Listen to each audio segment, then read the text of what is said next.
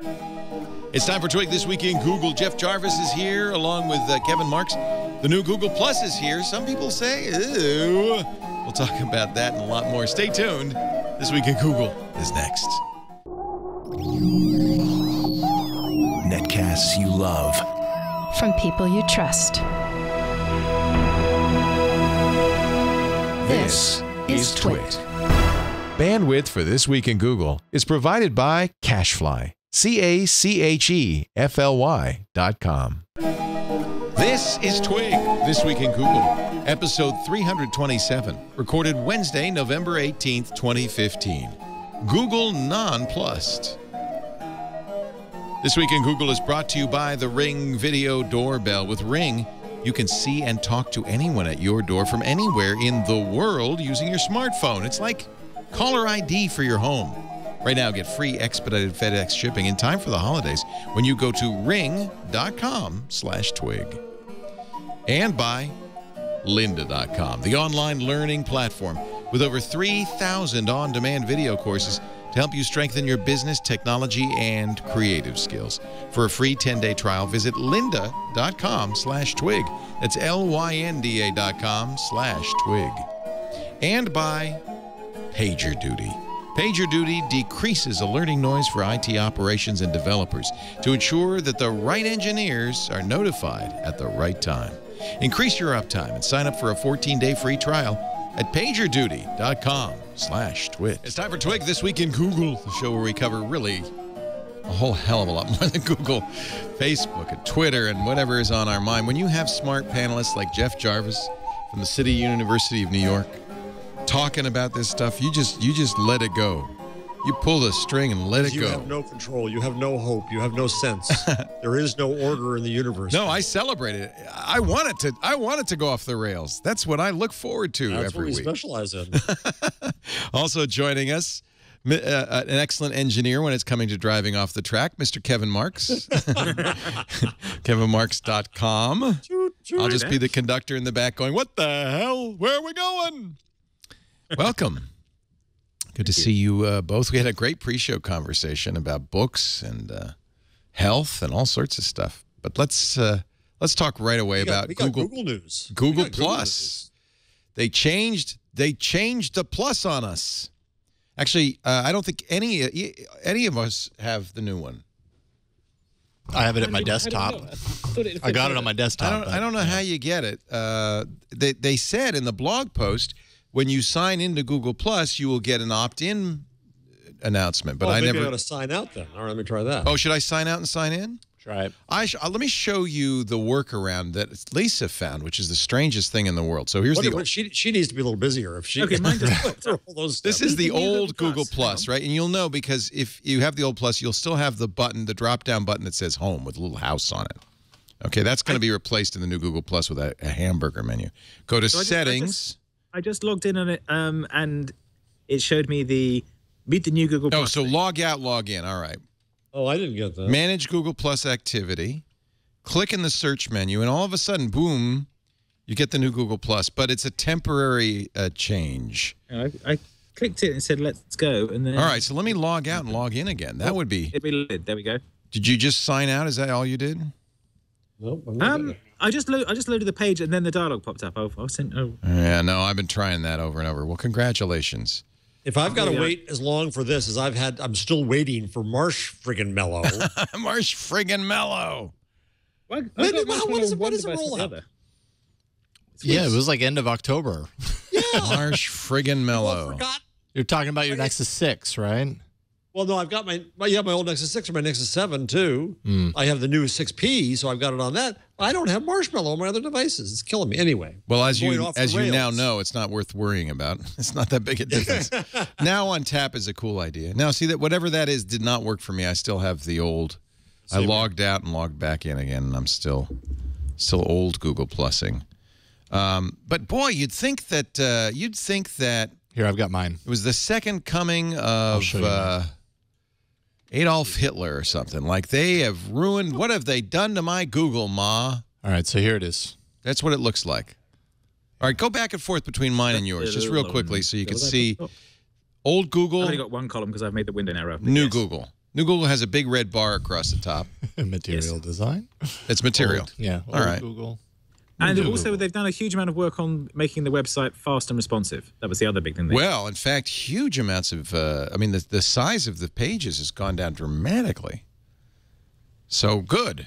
So rewritten from scratch, right? Lots of animations. What do when you're people clicking not around. like about the new Google Plus? I don't see it that much of a change. There's more emphasis on collections and communities. Okay. The posts look the same. So I just put the link to the image I got in the chat. Okay. The IRC. All right. So this is you got the sign in. Yeah. So basically, when I went to Plus Google, Yeah, that's what I want.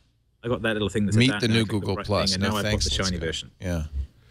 But yeah, there was a post about how they redeveloped it, which I should be able to find on Google Plus, shouldn't I? It was a Plus post, as a matter of fact. But basically, they said they've rethought the way they did it and built it from scratch. And this version's actually been on the mobile web for a while.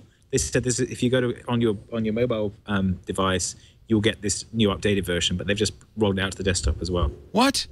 I thought they said that it will be out soon on iOS and Android. No, it's on the web. Not the app. They haven't changed the apps yet. I think. Right. So you're saying if I go to plus.google.com in Chrome on my mobile, yes, I will get a mobile. Actually, I'm going to try it in Firefox. Let me just see. That's interesting. Okay. So plus.google.com. There's your shot. Yeah.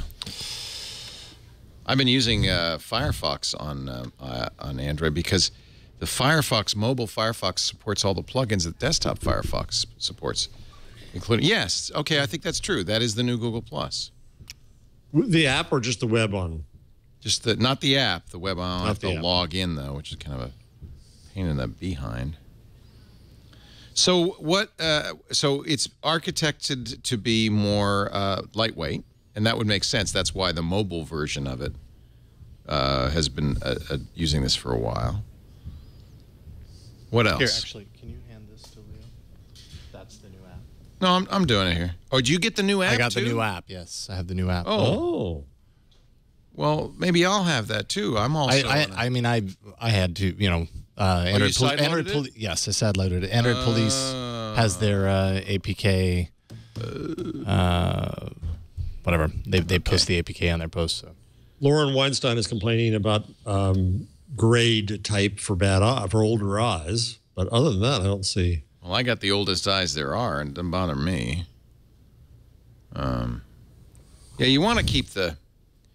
You do want to keep the screen's about to go. Height. I'll need to do my fingerprint. There you go. Shoo. Okay, so that's the new app, and the main difference is, at least in the Android Bottom's app, at is the that button bottom here. row, which I do Home, not like at collections, all. communities, notifications. I just don't like that. Otherwise, though, the presentation is very similar. I heard some people complaining about the way the comments, but the comments have always rolled through. Oh yeah, they've always done that. Yeah. Yeah. So I just checked on my Android, and there is a new Google Plus update. Ah. Now, if you update that and it doesn't refresh it automatically, you can go into your app settings and delete the data, and then the next time you load it, it'll give you the refresh. But it says what's version. new pin posts in your collections. So collections are collections is basically Pinterest collections, isn't it? That's what it's looked like to me. Well, they've had those for a while, haven't they? They've had it for a while, yeah. It was Yeah, fast they just- growing, yeah. Now they're just putting it. They've just made it more like upfront. Well, I won't join any collections. Don't worry. No, that's the Jason. thing, is that they've had this in the mobile web for a while. They've just made the desktop web be the same as the mobile web. But that post about how they did it, so they've basically really stripped it down. So it's gone from 22 megs to 327 kilobytes, the homepage weight, which is pretty impressive. Yeah, massive difference. Well, this is Google AMP too. It's the religion they're gonna enforce Right. all over. No, You know, but it's it might. Go ahead.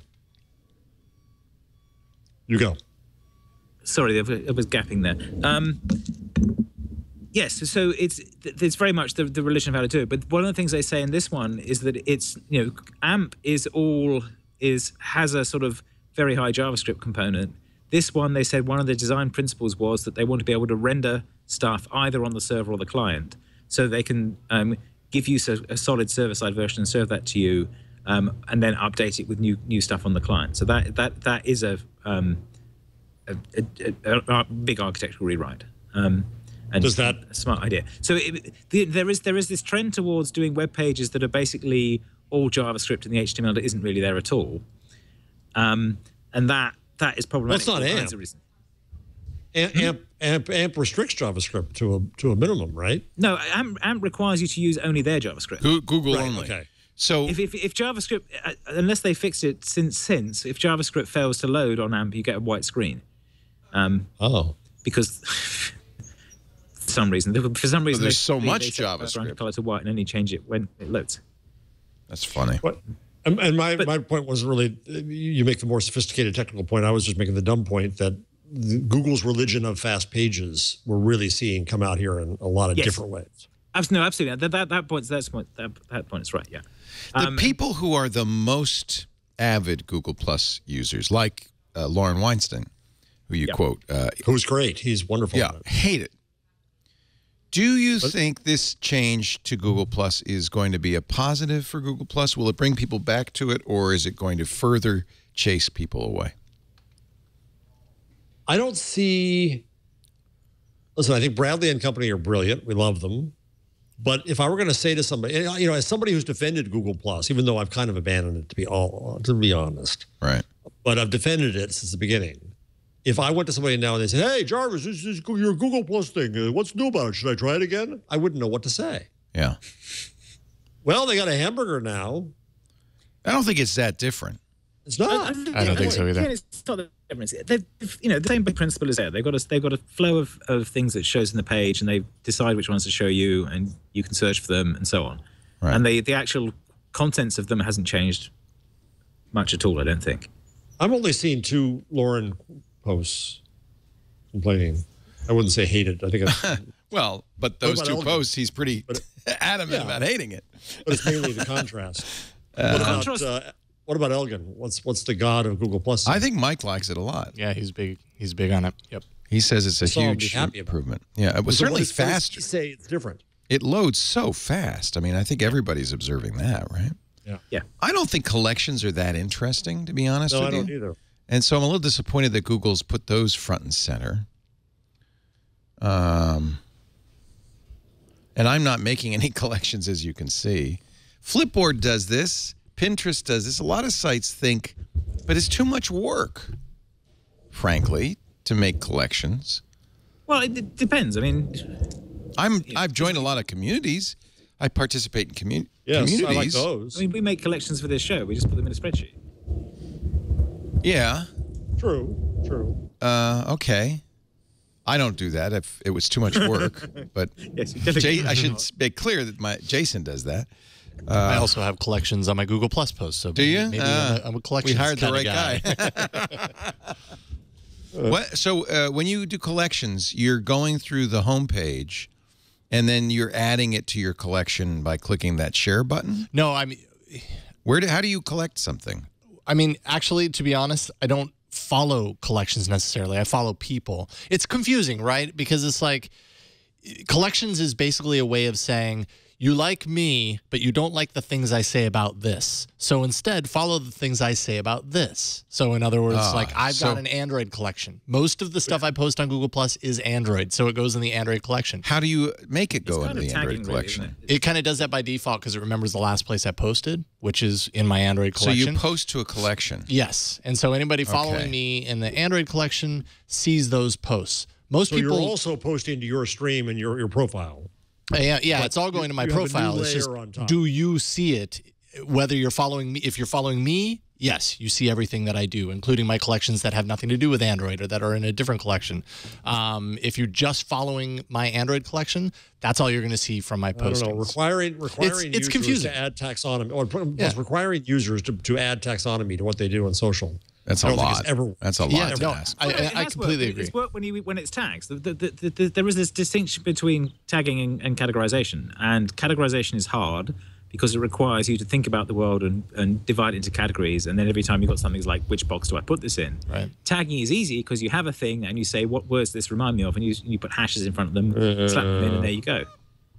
I'm trying to create. I'll just put some terrible picture in there. I don't know why. It's meat. It's meat. Okay, I'm trying to create a tech news thing. So people that have viewed circles automatically follow this collection. Okay, you could turn that on. So now, how do I make stuff? How do I? Oh, it's only posts that I make. Yes. So you're creating a collection so that people that follow you could just follow your things that fall into that category. So let's make a post. So when you make a post, it says, where do you want to post this? Do you want to post this in a collection, or do you want to post it? I see. See, it says tech to a community, or do you want to post it? And you could choose another one. Right. But then somebody has to follow your collection separate from you. No, because by default, they can be in both. Well, that's what it said. It said, would you like everybody who follows you to see this? Oh, and I said yes. Right. Yeah, no, and you can make them fully public, or you can make them restricted to circles. So he's got the same permission model as everything else. Okay. It was like a couple of months ago. I posted, just public, just a couple of like songs, John Lennon songs that I love, and then somebody in the comments was like, "I really don't care to know what music you listen to. Could you make a music collections?" And then I don't follow that. So that sounds like cool. That's, so that's like this is mostly like negative. Like, oh, I don't want that stuff. Could you put that somewhere? Yeah. I don't. Wasn't it Mark Zuckerberg who said people don't want to make lists? And frankly, that's what Google Plus kind of went wrong with this whole. I liked it initially, this idea of circles, but it was too much work. Yeah. And I never used. I just did it to everybody. Right.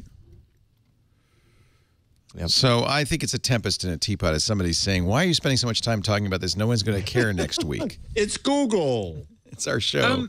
Well, the interesting thing for me is the change in the web development model. That's the best part. That's the part that I Is this officially an AMP page? Well, that's it. I think that's what Kevin's saying. It's not an AMP page, no.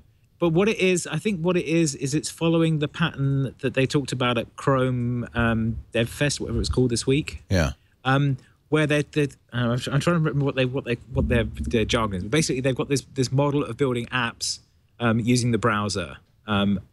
They've got a name for it, progressive web apps or something. But so the idea is that you by using new browser feature called service workers, you can have a thing that is able to run code in the background on your machine, even if that web page isn't open, and receive notifications, then wake your web page up. And it also means that it can work offline. There's a way of setting up caches so that if you go to your URL once and cache stuff, and then if you go to that URL again, even if you're not connected, you can get some of the content there or previous content that's been cached. Yeah. And potentially create stuff as well. So there's a big Google is doing a big push on this. The Chrome team is doing a big push on this. Firefox has it partly implemented. It's in the developer version. It's not in the full release version, whereas in Chrome it's in the release version. And Apple has it on their 5-year plan. It's like 5 years for this. Yes, exactly. Well, iOS is a bit like that anyway. It's like, well, you get a new browser when you get a new phone, or when other people get a new phone, there'll be a new version of the OS.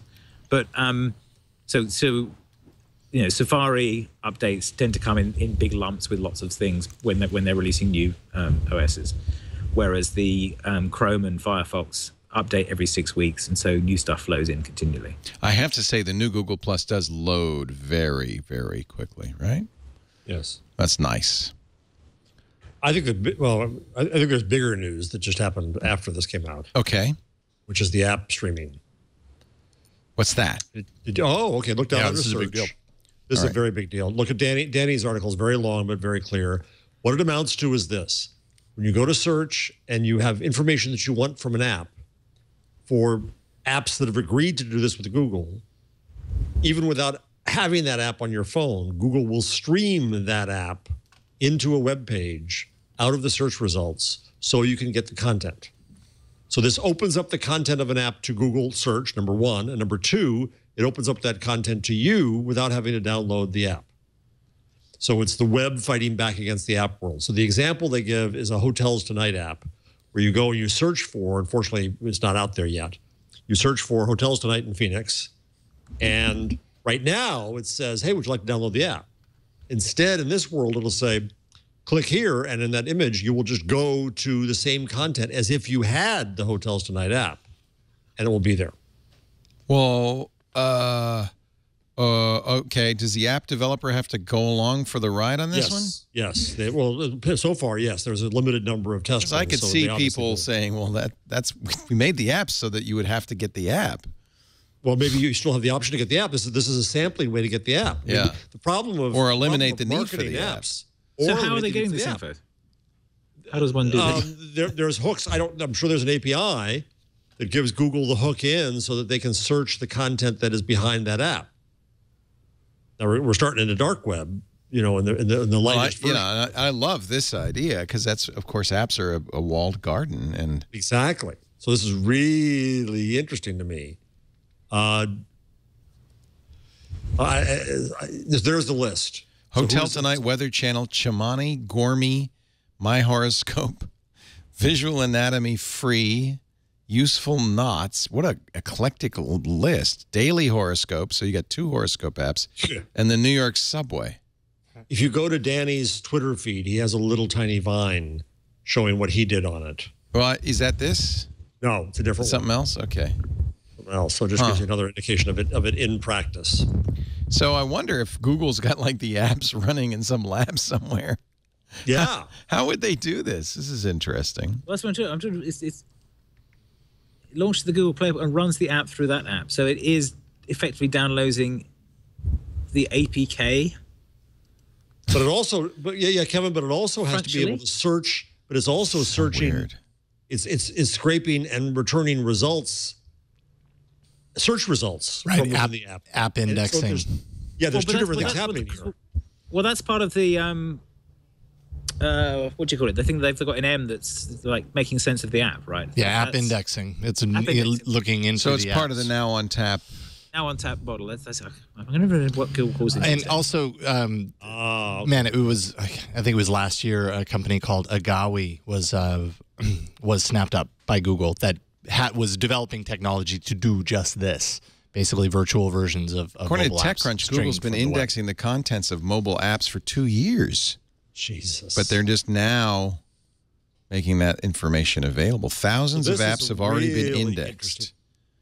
So this is kind of making the app contents part of the knowledge graph. Well, and it's also part of, it's also to me, again, I'm going to speak at a high level, not the knowledgeable level Kevin speaks at, but I see a similarity between this and Instant Articles and AMP in the sense that it just makes, you're not going to a web, you're not loading a browser to go to a website, you're not loading an app to go to that.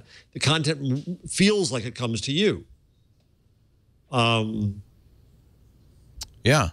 Well, I think this is what we want. I just wonder about app developers, how they feel about it.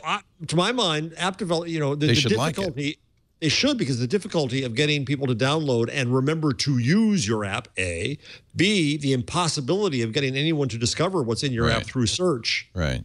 Now, of course, we're going to hear antitrust stuff about, Google's taking it over and they're streaming it and they're in control of it, and there may be issues there. Yeah, if Google did this with Twit podcasts, you did a search and all of a sudden it said, and they also talked about this on This Week in Google, and they put up a little player that jumped to that part. Boy, I would love that. Yeah.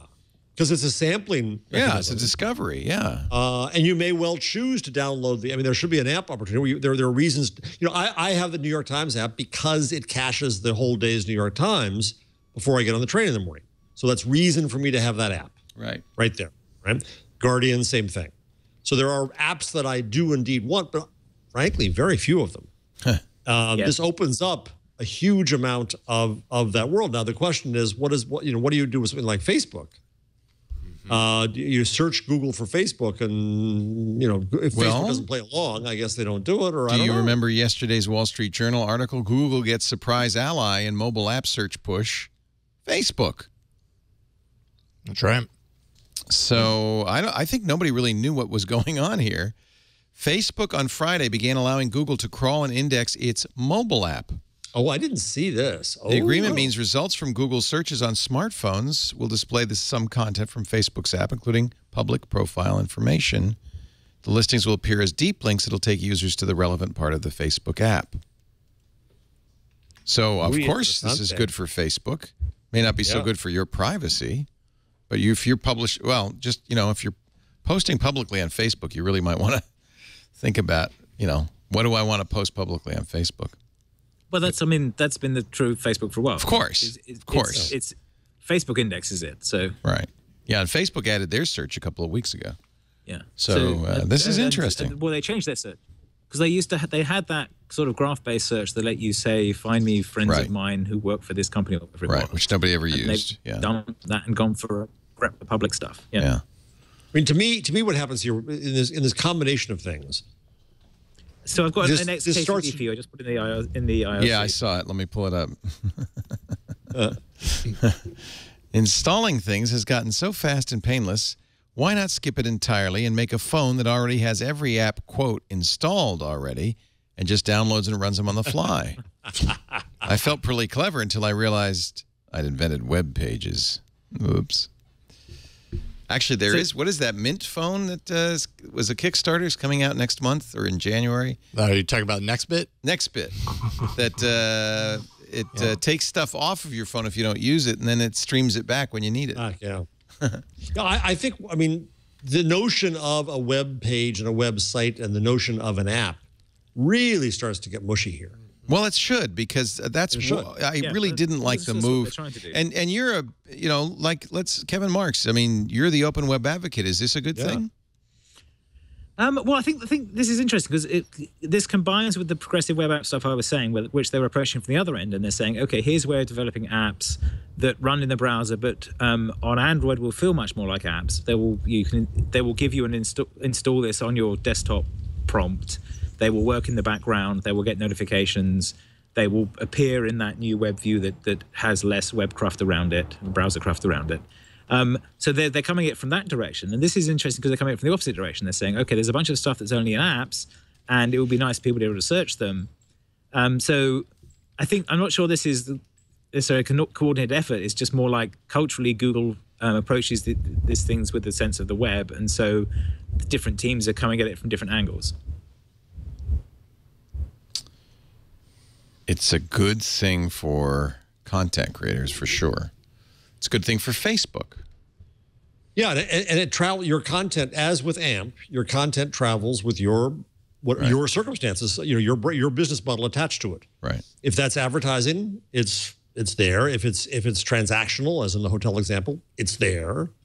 When I worked with a company called Repost.us, which unfortunately isn't here, but John Pettit is a brilliant guy who was the founder of it. I was working with him to embed content, which I've talked about on the show in the past a lot, which is a kind of primitive version of what's happening now.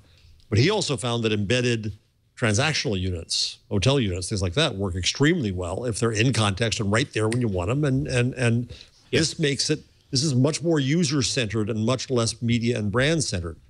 That gets very confusing for us in media because, if somebody comes in and they see your Andy Weir interview at minute 36, right?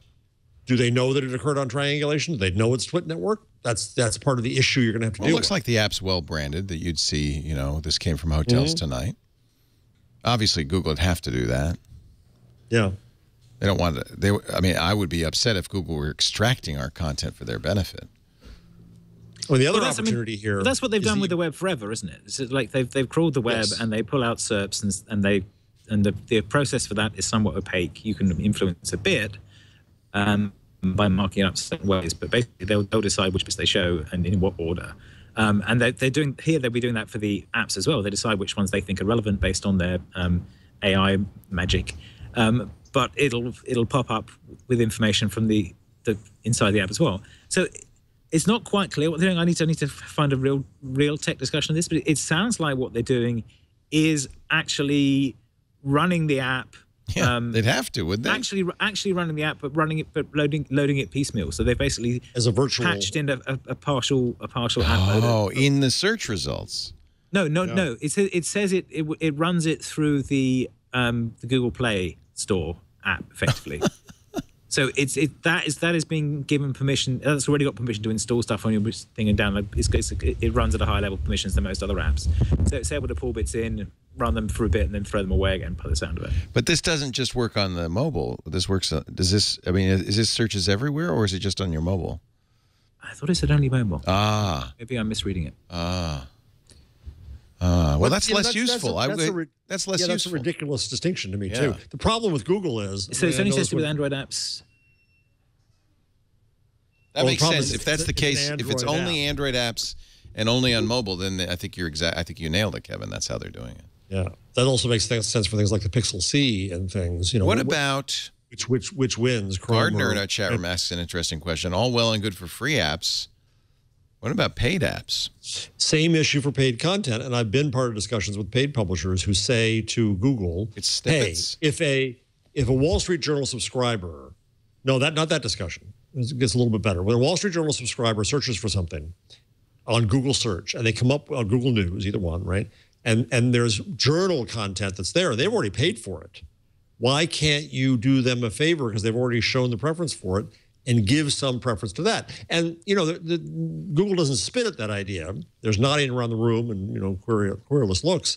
But that's something that the paywall publishers have always wanted. So I think that there are ways that it's basically, you know, an in-app purchase in another model. There's an option that comes, and the user can say, "Don't show me stuff I haven't paid for," or, you know, "Show it to me." Google could get a sales spiff on causing new sales, because this is premium sampling. There's all kinds of new. They don't even do it for paywalls yet. So having them do it in apps is. But they do it to the extent that they will show you paywall content now on Google News. A snippet. You just curse when you get there. Yeah, they'll show you a snippet.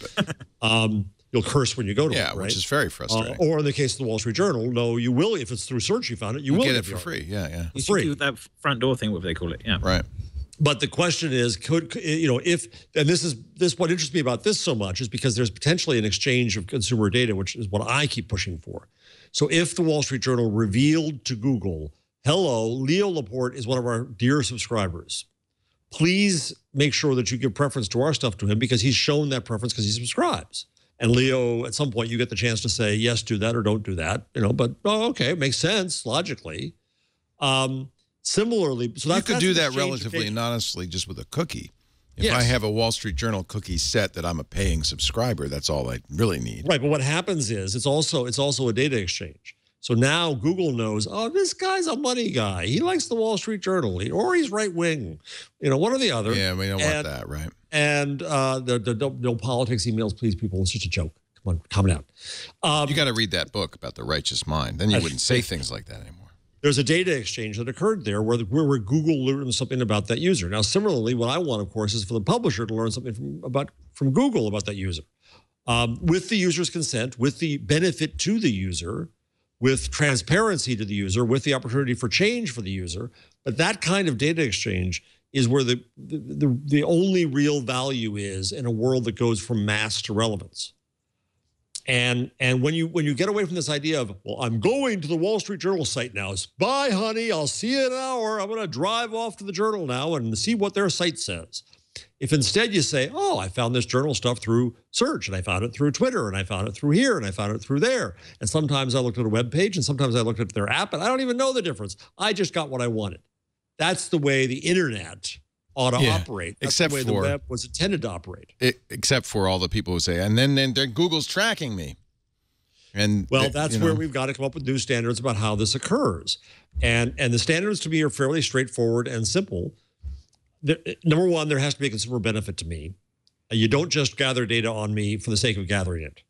It's true, there has to be a business benefit to you for the same reason. You don't just gather data to gather it. Three, you give me transparency as to what you're doing and why you're doing it, what you're doing with it. And four, you give me some measure of control that I can go in and correct things, which only means that I give you more data about myself. What's wrong with that? Under those principles, and implicit in that is the option to say, no, don't do this. I refuse to, I don't like Google. I don't like the Wall Street Journal, whatever. That's fine. You know, then you don't. It's okay. You're going to lose out on some relevance, but that becomes your choice. I think that there are ways and principles to do this that become beneficial to everybody in that transaction. It may be too late. There may be too much mistrust, but I think there's still an opportunity here. And to me, it is the crux of new media business models. It is the only thing that's going to save us. Yeah, well, I mean, as you know, you and I don't care about privacy so much, but boy, privacy advocates are going to have a field day with that one. We have to come up with some sort of opt-in, opt-out. Yes, yes, we got to come up with new Do standards. not track has to work. Well, that's the problem. I mean, we define one, and then the publishers said, "Screw you." Yeah, and we don't want to use that. Now we're doing it through force majeure, and we're opting out by running blockers. Right. Airplane. Uh-oh. Drone over Kevin. Drone coming. No, you're exactly right. Because do not track stopped, wasn't supported and stopped working. We went to ad block. Congratulations. Well done. Is a howitzer. Do not track's a howitzer. Do not track has no subtlety at all. Right.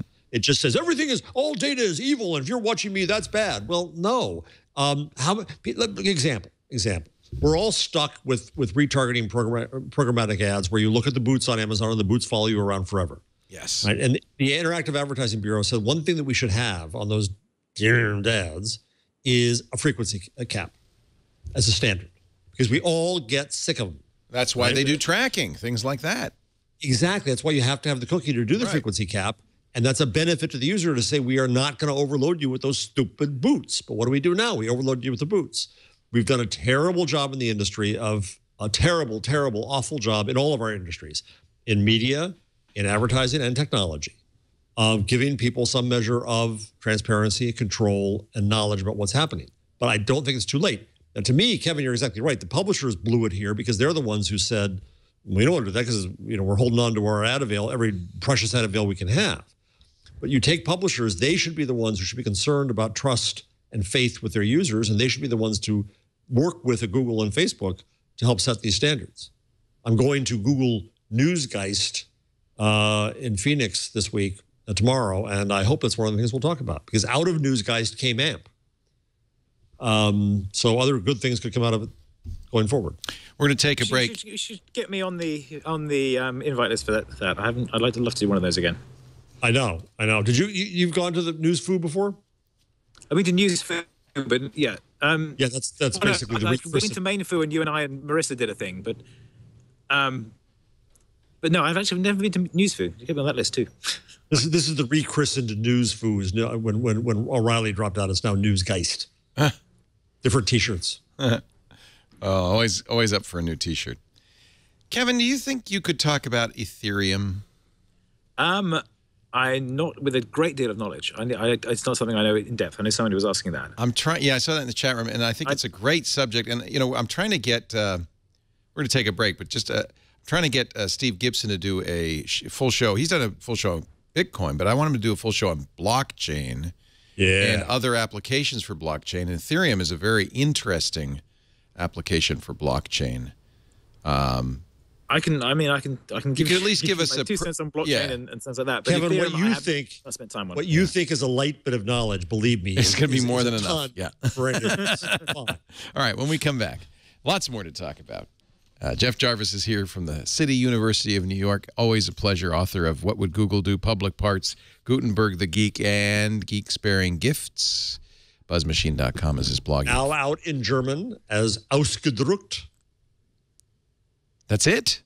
That's the title. Uncharacteristically short German title. Out of print. Out of print. Oh, I like it. That's good. Kevin Marks is also here from kevinmarks.com.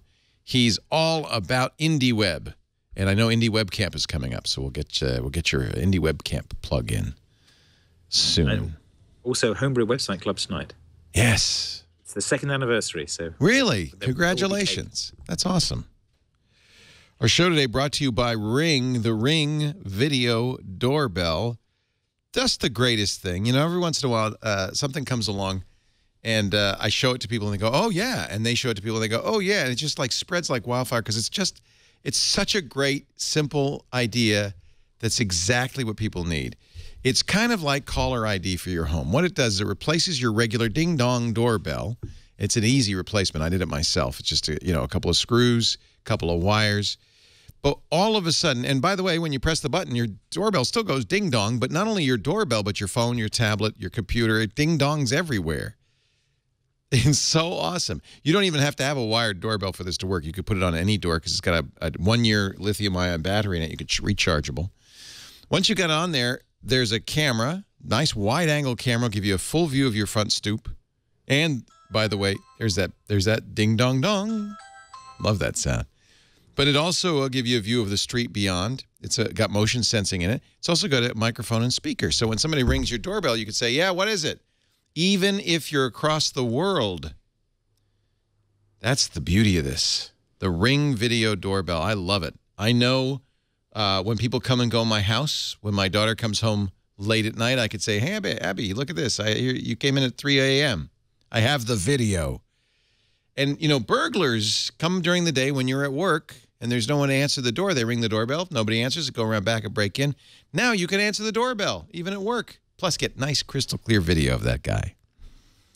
This time of year, you're probably getting a lot of packages. You can see those packages. You can see when they arrive. You can watch them like a hawk. Make sure nobody comes and takes them.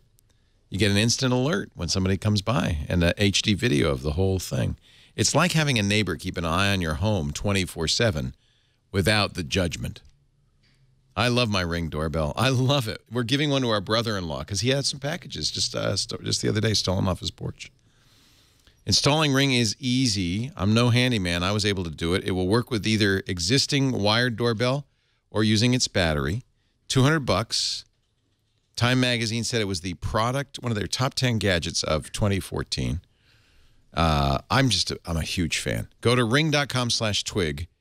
And you'll get free expedited FedEx shipping so you can get it just in time for the holidays. Ring.com/twig. This would be a gift.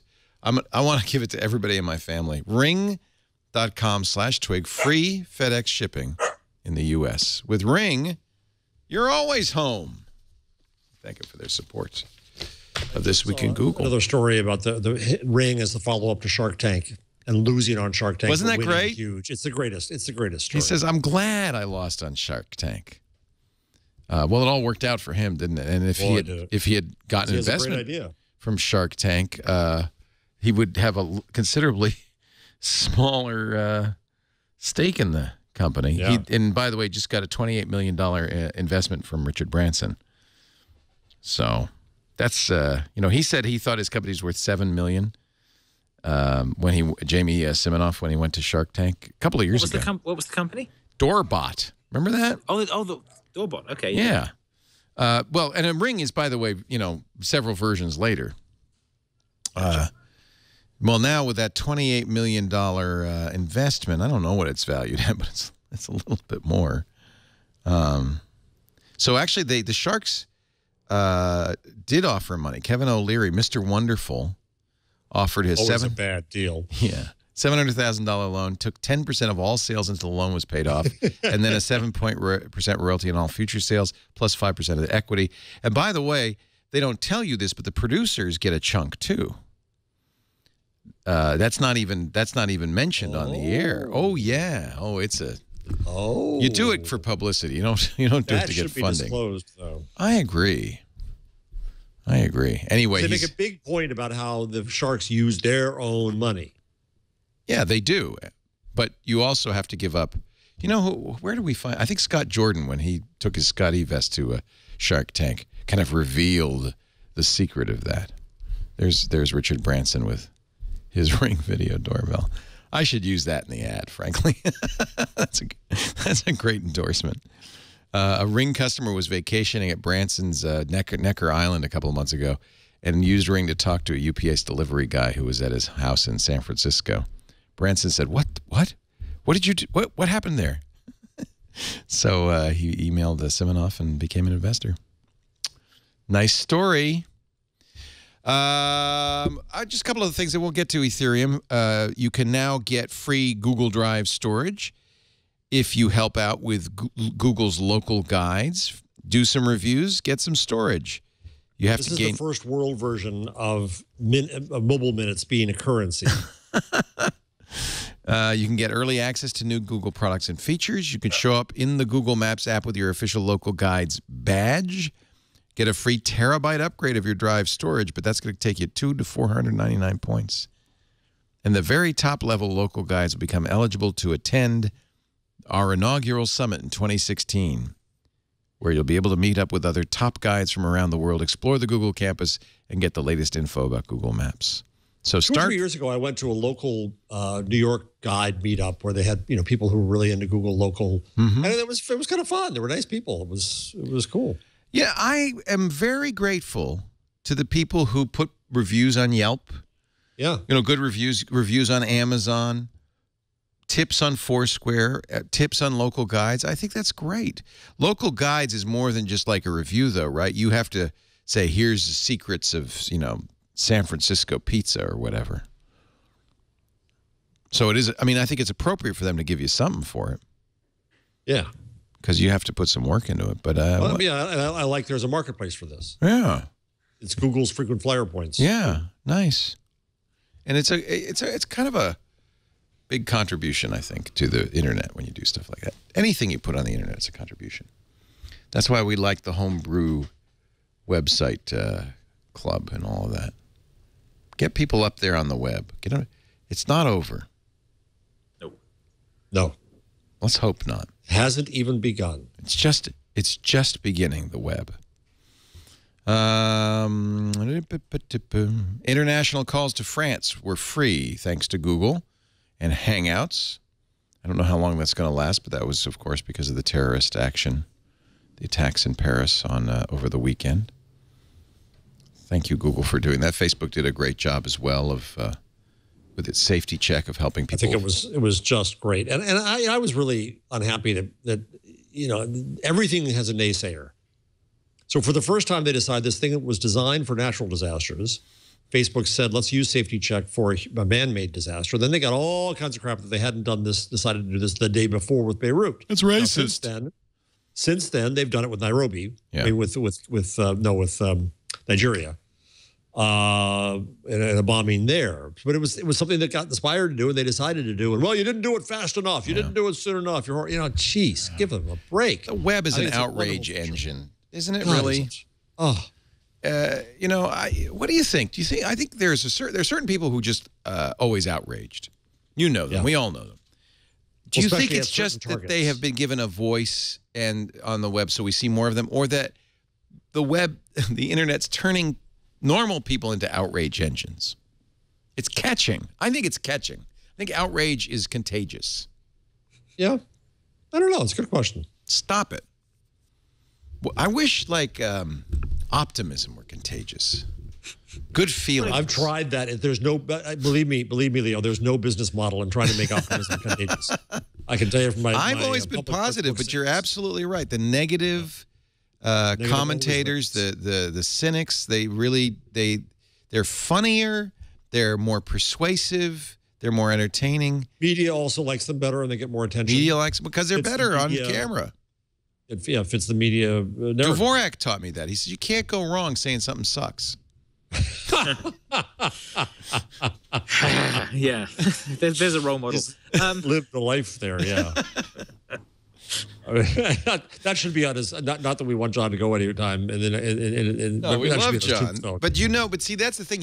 That's John's persona, so you go along with it. Right. It's part of the mix. His epithet should be something like, I told you it sucked. I told you so. But I have to say the web is an outrage engine. This is, to me, an example of that, the Facebook thing. It's like, all right, you can't win for losing. Well, I mean, there is a challenge there. Is like, what threshold do they set this for? What time do they find it useful? And they had set that threshold very high, which was a large natural disaster over a large area. And they decided that the Paris thing was of that scale because they were seeing similar requests about it. It makes sense, though, that you have this... So bringing it to other things as well, it does make sense. But, you can overdo it, too, right? You don't want this constantly going on. Well, no, exactly. I'm safe, from everything possible. And they make the point that it doesn't work for an epidemic and it doesn't work for a war because there's not a definition of safe. Right. I wrote my New York Observer column today about this and just said that when Katrina hit, I had recently left the company that started NOLA.com, but that site became the place people went to. I remember there was a story of a woman who was stuck on a roof, and she texts somebody in like Utah, and they go to the NOLA.com forum so that the National Guard can find the post and then pick her up. And that became a gathering point. And Craigslist was a kind of gathering point. And media lost that entirely. The reflex is going to be, I'm going to tell people I'm safe. I'm not going to go to a newspaper. My people aren't there. I'm going to go to Facebook. I'm going to go to Twitter. But something else that we blew in media.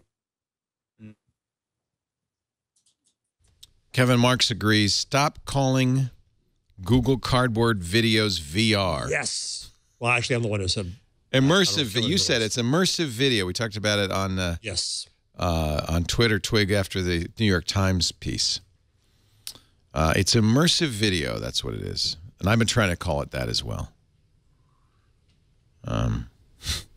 Margaret Sullivan, the ombudsperson, the public editor of the New York Times, she wrote a nice piece on that. Yeah, about the ethical issues of setting up a shot. And she said it better. This is what I was trying to get at, but she said it so much better than me. But you know, when I'm watching the video, this is the New York Times piece on the children of war, displaced children. There was 3 or 4 actual children whose lives have been torn apart by war. And it was video of them going through their daily lives. But and maybe because I'm in the business, but I always think about what's behind the camera. And in the case of immersive video, nothing, because it's immersive. So, and this is what I was not expressing well, but this is what I was trying to express. When you're watching that kind of video, you have to remember all of it is essentially staged, because in order for it to be set up, you have to set up this, say to the kid, don't move. Set up this camera, say, okay, wait till I leave the frame, and then you could do what you would normally do. And you walk off. And I think that's a fundamental problem. And well, it's the same problem with any media. I mean, okay. If we do a fly-on-the-wall documentary, you're doing the same thing. You're saying, okay, in TV, admittedly, ignore us. Admittedly, observation, it's Heisenberg's uncertainty principle. Observation changes the observed. But Jeff is about to say that there is an ethic in television journalism of not staging. Well, look at where they do stage, right? I think B-roll is absurd, offensive. It's made up. It's fictional. The naughty shot. Yeah. That broadcast news, one of my favorite movies of all times, with the second camera tier. TV's always done that. Whereas in newspapers, we had an ethic, supposedly, where we would never set up a shot. We would never tell somebody what to do. I don't think that's terribly true, but... When I worked for NBC with good producers, we were always told, if you said, hey, could you put your hand on that mouse and move it around so we can... Nope, you can't do that. That's staging. So there used to be, I grant you, it's probably a long-gone ethical tenet, but... There was for a while this idea that when you go to shoot a news story, you can shoot what's going on. You cannot tell somebody, okay, can you walk in that door again? An interview is a little different, right? An interview is a synthetic environment. And all you're doing is you have one camera and you're trying to get the reverse so you can edit it. I think that that's different. But when you're going to cover a news story like these children and you want to show their lives, and I agree with you, Kevin, the very nature of the camera being there changes the situation. But as best you can, what you don't want to do is say, hey, do you think you can walk over there, look out the window, look sad? You don't ever do that. Yeah. Right. But that's, but that's the thing is, this stuff is much harder to edit. With classic video, you shoot a lot of it, shoot documentary, you shoot as much as you need, and then you edit and tell the story with the edit. With this stuff, it's a through shot. So if you're going to edit it, it becomes an effort like making Birdman or something. It's like, I've got to make them walk into a dark corner and walk out again so we can edit it. You can edit it, yeah. So, it is... In a way, that makes it better, right? Because editing can retell a story. It can change a story. Now, so this article is slightly off in that it says it doesn't let you do the head bubble to get perspective. Depends how they shoot it. If they shoot it with that Google 16 camera rig, you can do that because they have enough overlap to do that. But if it's just shot with a single 360 lens, then yes, you can't do that, and then it makes you sicker. So there are variations on this. But if Have you looked at the stuff that they shot with that 16 camera thing? I haven't. I would love to see it. Because that stuff, you get a better sense of space because they've got like cameras that are close enough to being where your eyes are. You can something there can actually have parallax as you move your head. But so that means you can do a kind of, there's two ways you sense depth. You either sense depth by convergence of the eyes, or you actually do it by moving your eyes and seeing what moves. So if you actually think about how people do it, they do a little saccade where they move their head, and that lets you know, oh, the microphone is here and the umbrella's over there, and the orange is over there because it didn't move as much. And that's a natural thing you do. And if you've got a single viewpoint camera, you can't replicate that. Whereas if you have the 16 camera rig, those are spaced far enough apart that you can get, and they can interpolate it, so you can get actual things moving as you move your head in planes. So you get a little piece. I mean, obviously you can't move far, but you can rotate a little bit, and that does make a difference. But yeah, there's the full thing of we're actually simulating the environment and remapping it so you can move your head anywhere and move forward, backwards through the space is a different model. By the way, Margaret Sullivan is one of the best columnists in the New York Times. She really is good. She's the public editor. Her role is as ombudsman to represent the public interest and speak truth to power, her employers. She quotes the former managing editor of the Washington Post, Robert Kaiser, who complained that the Times seems to be touting a process that will often be based on tricks and deceptions by the photographers and cameramen. The editor's letter from Mr. Silverstein, which is the Jack Silverstein, the editor of the Times Magazine, who oversaw it, described how the virtual reality filmmaker works to ensure that the, quote, the action unfolds the way he imagined. Mr. Silverstein wrote that, quote, VR usually involves more coordination between filmmaker and subject than in traditional video journalism. A subject may be asked to repeat an action or wait until the filmmaker is out of sight to complete a task. This, Mr. Kaiser said, is tantamount to faking a scene, and that's not sound journalism. I kind of agree. It's more filmmaking than it is journalism. Well, I mean, it actually, if you're doing VR stuff, it's actually more like staging a play. Right. For this very reason, is that you can't edit. So Right. you have to set it up like a theater performance, and also in the same way that when you're staging a play in like a non-conventional theater, you have to encourage people to look in the right direction to see the action. So if you've got people running past and things going on, if you're looking the wrong way, if you're looking out the window, then you can miss it with these things. So you actually have to cue it with audio and things as well. So to do this stuff successfully is much more like staging a play than it is like editing videos. And it's going to require different production skills. It's appropriate for us to bring this up because what everybody wants is an informed readership that understands what they're seeing and understands what might or might not be involved in the making of that. And so understand when you're looking at immersive video that it is really much more of a creation than. But the point is, when I was young, learning video production was a dark art that you had to do with expensive equipment that nobody had. Whereas now everyone has like 3 cameras in their pocket and understands about framing shots carefully for them. I hope so. Yeah. Taking yourself. Yeah, but I also think editing the vine to 6 seconds to make it work. There's the fact that all of us can do this individually, and anyone growing up with these tools gets that media editorial education built in. I think there's a certain sort of excessive hand wringing here about people can edit things and cut things to tell stories. It's like, yes, we know that. There's a reason that my headshot looks good on Facebook is because I took 45 of them to get the one that worked. But I think the Times should do a behind the scenes how it's made, because that is part of the education. The first time I went on the show On the Media, as we're walking down the hall, the young intern producer said, I should let you know, we edit a lot. Why is he telling me that?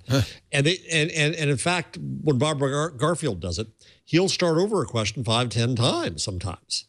And in the end, the miracle is they make it sound like it's one question. And the other miracle is they'll take out my, and make me sound smarter. I hate so I'm that. fine with it. I kind of hate that. Yeah, but they so one of they did a There's a great wonderful piece. show they did where they actually explained this process. Exactly. That's where I was Have you going. seen that, Web? Yes, and it was really good because in fact the person who produced it has since died, and it was one of his favorite things, as I remember. But it was great because it gave you that sense of the transparency behind it. If anyone should be transparent about that. So in a sense, what I want to see from the Times is a view of the journalist standing there with the rig and know where that person is. Or I want to see a separate video showing how she runs out of the frame and how that works. So we have a sense of what we are watching and know that context. We have I've always had a kind of ethos, and this came back from doing tech TV. Up to then, all the technology television, well, in that time it was computer television that had been done, they would edit out things like crashes. They would edit out the time it took to install a program. What happened is they miscommunicated the experience of computing. And it has a couple of negative effects. One is it oversells it, but also it makes people feel bad when theirs crashes and takes forever to install. It's like, what am I doing wrong? Those guys seem so fluent. So when we did the screensavers and call for help, I said we will always do this live, and we will not edit this. I thought of it that way, but that's really important. You're right. That's part of your credibility. Yeah, and stuff would crash and stuff wouldn't work, and we didn't hide that. And so when we started doing Twit, we kind of had the same idea.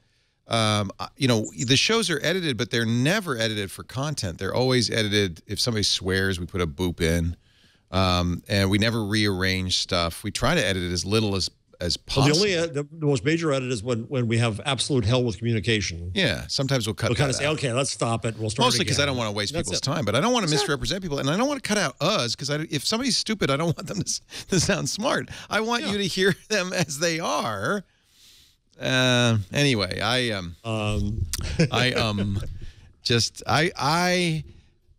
maybe have a different kind of point of view. I think I want to show things as they are. But I don't know. By the way, thank you, Kevin, for the link to this On the Media show from Friday, May 25th, 2007, Pulling Back the Curtain, if you want to listen to it. Oh, just listen to that. That's wonderful. A lot of public radio does this. I think people don't understand that Terry Gross does this, and a lot of public radio is heavly edited. Well, the latest episode of Startup, was it Startup? I think, talked about this. So the what are they called? Gimlet Media. Yeah. Yep. That does a bunch of podcasts. So Startup is the one where they talk about themselves as a show. Yeah. And they basically said, but okay. Yeah. Early podcasting always was, but anyway, go ahead. Right. But the point was that so it's called The Secret Formula. Yeah. And what they say is, so what's our secret formula for success, and how do we get these podcasts to do well? I said the answer is that we edit them a lot and work really hard to make them sound good. Yeah. And they talk a bit about the process they go through in editing these, and it is very much that very high touch, high production, lots of planning thing that comes from documentary radio from that. And I understand that. That's very much the public broadcasting model, always has been. And I just come from a different side of the fence. I don't think there's anything wrong with that. I enjoy listening to public broadcasting. Although when I found out that click and clack worked so very differently from the way I do call-in radio. When I do call-in radio, it's live. And the calls come in and you answer them and the next one calls in. Click and clack would solicit calls. You'd call the 800 number. They'd call you back if they liked your sound, record you with click and clack. They would record 4 or 5 hours and edit the best down to an hour worth. And so the problem is it's hard for me to compete with that. I'm never going to be as funny and as tight and as wonderful as public radio because I am doing warts and all production. But it's my personal ethos. That's the way I like to do it. I prefer to do it. Sure. I mean, you make it up in volume. I mean, that's the thing. It's I make it up in volume. Exactly.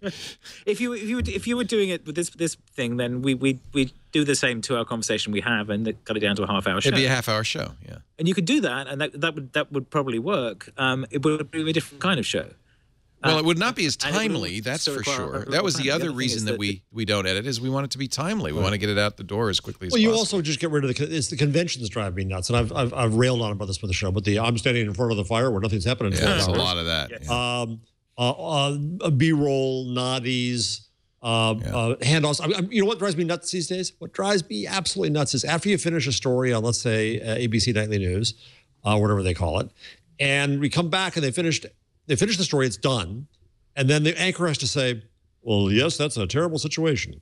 Boy, we were going to think a lot about that tonight. Yeah. So this meaningless, This coda. absolutely meaningless coda, right? Well said.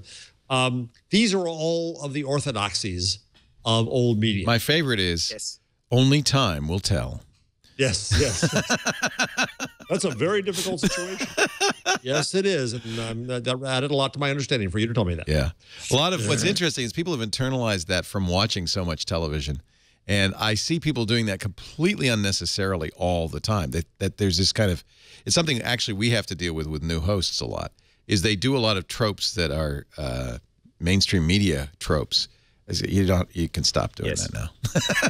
We don't care. Well, another interesting thing, later today, I'm going to come back at 11 at night and do a thing with Good Morning America. They're celebrating their 40th anniversary.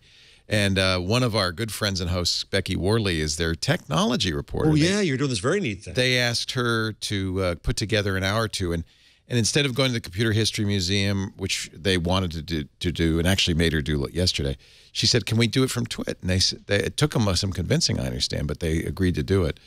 Of course, remember, it's 11 p.m. Pacific, 2 a.m. Eastern. It's not exactly prime time. But nevertheless, and, we do our thing the way we do our thing. I think it's fascinating to see my team interact with network television. Talk about an impedance mismatch.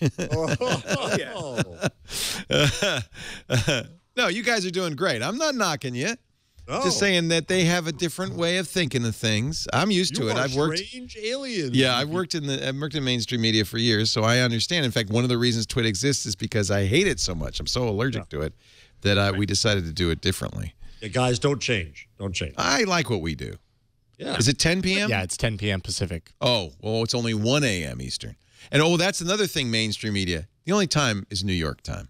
Oh, yeah, of course. Nothing else matters. Oh, Absolutely. yeah, I watched the Voice with Rosie last night. They're like, and you can save this artist. No, you can't. No, you can't. That happened 2 hours ago. So, okay, so confession. And save this artist. Confession. We got the tweet at 5:23 Pacific time saying, "Do you want to save this artist?" But the show's not on for 3 hours. And then you watch the show. It says, "Too late. Voting's over." Guess nobody counts on the West Coast. In fact, nobody outside the Eastern time zone counts. Now we know. Kevin, I wouldn't have thought of you as a Voice fan. The Voice is good. Who do you like? Tell me you don't watch Dancing with the Stars. Please tell me that. The Voice is good. The Voice is actually well structured.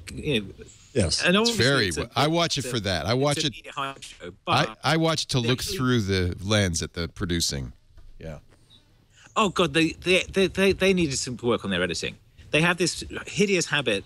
Basically, what they need someone to take their shows and chop out the repetition so that you get them down to like the early stage ones with the chair turns. They're okay because those are actually edited. But then the next stage where they're like, and now we're going to have these people dueling, and here was something funny somebody said, and then they repeat that funny thing somebody says 4 times in the trails. Then eventually they say, and you're like, yes, I heard that 3 times. It has no impact on me. Kevin, you know why they're doing that. They have many ads to sell and little content to show. Yeah, well, no, of course, but it's just like... In fact, we skip... Okay, now I'm talking about ad blocker. We skip to the singing. So you can watch a 2-hour The Voice we did in about 5 minutes. Well, no, you want someone to play in the conversation. A little bit.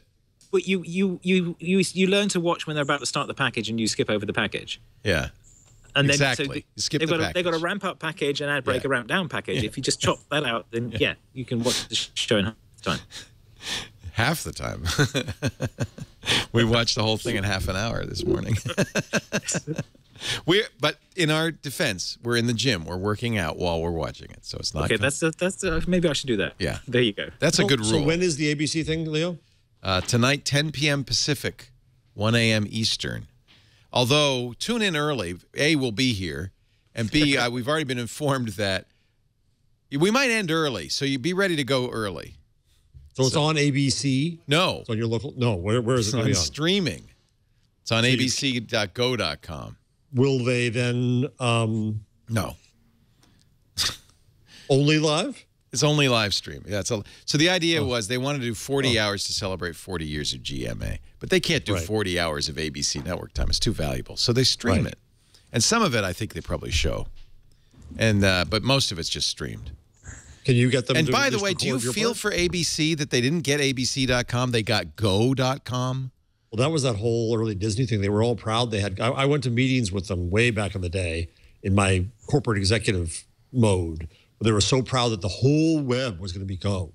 This was going to be the most valuable thing there was. So stupid. I mean, it's everybody had their Yahoo moment. Yeah. Speaking of Yahoo, did we talk about them hiring McKinsey? Let's talk. But hold on, because we got to do it after this word from lynda.com. I know you guys like to learn. I like to learn. I like to learn. To me, that's my hobby, is learning how to do stuff. Like coding. I always like to learn different programming languages. I never write anything, but I like to learn them. Photography, right? And then you learn how to use Adobe, Photoshop, and all of that stuff. If you like to learn, or maybe you have to learn for your office, maybe the boss just said, Smithers, you know how to do Excel pivot tables, right? Have that for me in the morning. You need lynda.com. Lynda, Lynda.com. 3,000 plus video courses, tens of thousands of hours that will help you strengthen your technology, your business, your creative skills. It's fantastic, whether you want to learn how to develop an app, take better photos, or sharpen your Photoshop skills, or all three. By the way, you don't have to decide ahead of time. When you subscribe to lynda.com, you get the run of the place. You can watch any video, any course, anytime. They just put up courses, Android Essential Training. Switching from an iPhone to an Android, you need this. An introduction to data analysis with Python. Here's one I'm sure to take. I can't wait. Up and running with Go. That's, of course, Google's systems programming language. By the way, Kernighan is part of the... I just got his new Go book.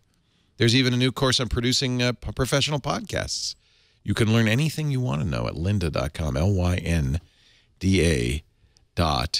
That's the old Android Essential Training, by the way, you were showing. I don't want anybody to think that's from 2014. There's a new one that just went up. They update these all the time. There's Up and Running with Go. Go's a great language for concurrency. If you want to learn Swift, they got that too. What's nice is you can take the course beginning to end, but the courses are divided up into little chunks, so you can watch a little bit at a time. You can even search the written transcripts for each course and find the part you want and watch just that part. It's fantastic. You can even download the tutorials and watch them on the go. Access on your Android or iOS device. Lynda.com. Here's what we're going to do. 10 days free. The run of the place. Just kind of like being a subscriber for the next 10 days. At Lynda, lynda.com/twig. Ooh, Go command line tools. That's fun. That'd be like much better than Bash, right? lynda.com/twig. Lynda.com. It's fantastic. There it is. 40 for 40. Watch the live stream now. Wonder what they're doing right now. They brought back the old hosts and everything. I mean, it's kind of cool, but the stuff we're doing is in the middle of the night, so they don't really care. But it's gonna be fun. Becky Worley will be here, and we're gonna do wearables, do some fun stuff. I'm excited about it. Jeff Jarvis is here from the City University of New York, CUNY, where he teaches journalism. Kevin Marks, Man About Town. And tell us about the Indie Web Camp. Well, there's actually two events I wanted to talk about. Okay. So there's Homebrew Website Club, which is tonight in San Francisco, Portland, and Göteborg, though I think that one's actually happened, and Brighton, which I think has also happened. Because of the time difference. It's the time difference, because they're in. The Göteborg was at the Steampunk Bar. Yes. That sounds like fun. And there's actually two. There's one in Malmö as well in Sweden. So we've got two Nice. in Sweden. Love Sweden. Yeah, me too. So tonight in San Francisco, it's the second anniversary of Homebrew Website Club, and the idea of this is, if you want to have your own website, or if you've got your own website and you want to improve it and work on it, this is a group where we get together and do that and talk about it and show things off and so on. And there'll probably be a decent sized group there tonight because it's the second anniversary. I'm not sure everyone's actually RSVP'd on the wiki, but so Ben from Known will be there, and me and Tantek and some others. But the point is, it's like a self help for building your own web stuff. That's the Homebrew Website Club. It normally takes a couple of hours in the evening, and it starts fairly early, so if you're in San Francisco or Portland, you can get there after work and then go home. Indie Web Camp is a bigger thing. It's either 1 or 2 days. I think the next one is in San Francisco in the beginning of December. Let me look at the actual date. December 3rd, from December 3rd. 10 to 1800. Yes, and that will be at Mozilla in San Francisco, and the pattern there is more. That's a hack day. The normal indie web pattern is a 2-day thing with an unconference day and a hack day. Yeah. And this one we're basically doing a hack day because a bunch of us are in town for the social web working group meeting. So we're going to spend some time arguing about standards and then spend a day actually building things on our sites and putting stuff together. So people are invited to that too. So. Really cool. I should really come down to these. You should. Yeah, Yes. I'd love to. Yeah. I'd love to go. I mean, I think it'd be tricky for you to come down for the. It's too early for. Nobody would. You fish on for the show, don't you? So you could maybe do that. I might be able to run out the door. Right. But yeah, if you want to drop by for the other ones we normally do at the weekend, but this time it's midweek because it was time to combine with the other event. But we can help you indie webify your website even further. We've got. I have a known with you've known got a known site that does all the indie web stuff, but I'm sure we could make your main site more indie web friendly. That would be good. With a little bit of editing. What could possibly be wrong with that? And there's a Google Plus post all about this as well. Oh, we're ecumenical. Full circle. So part of and there's a Facebook event and so on.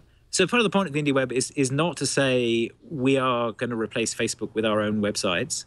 We want to make it possible to do that, but clearly we're not going to get everyone on Earth to switch from Facebook to their own website. So we want to make sure that the protocols we define, we can have versions that bridge back and forth from the social silos people already use.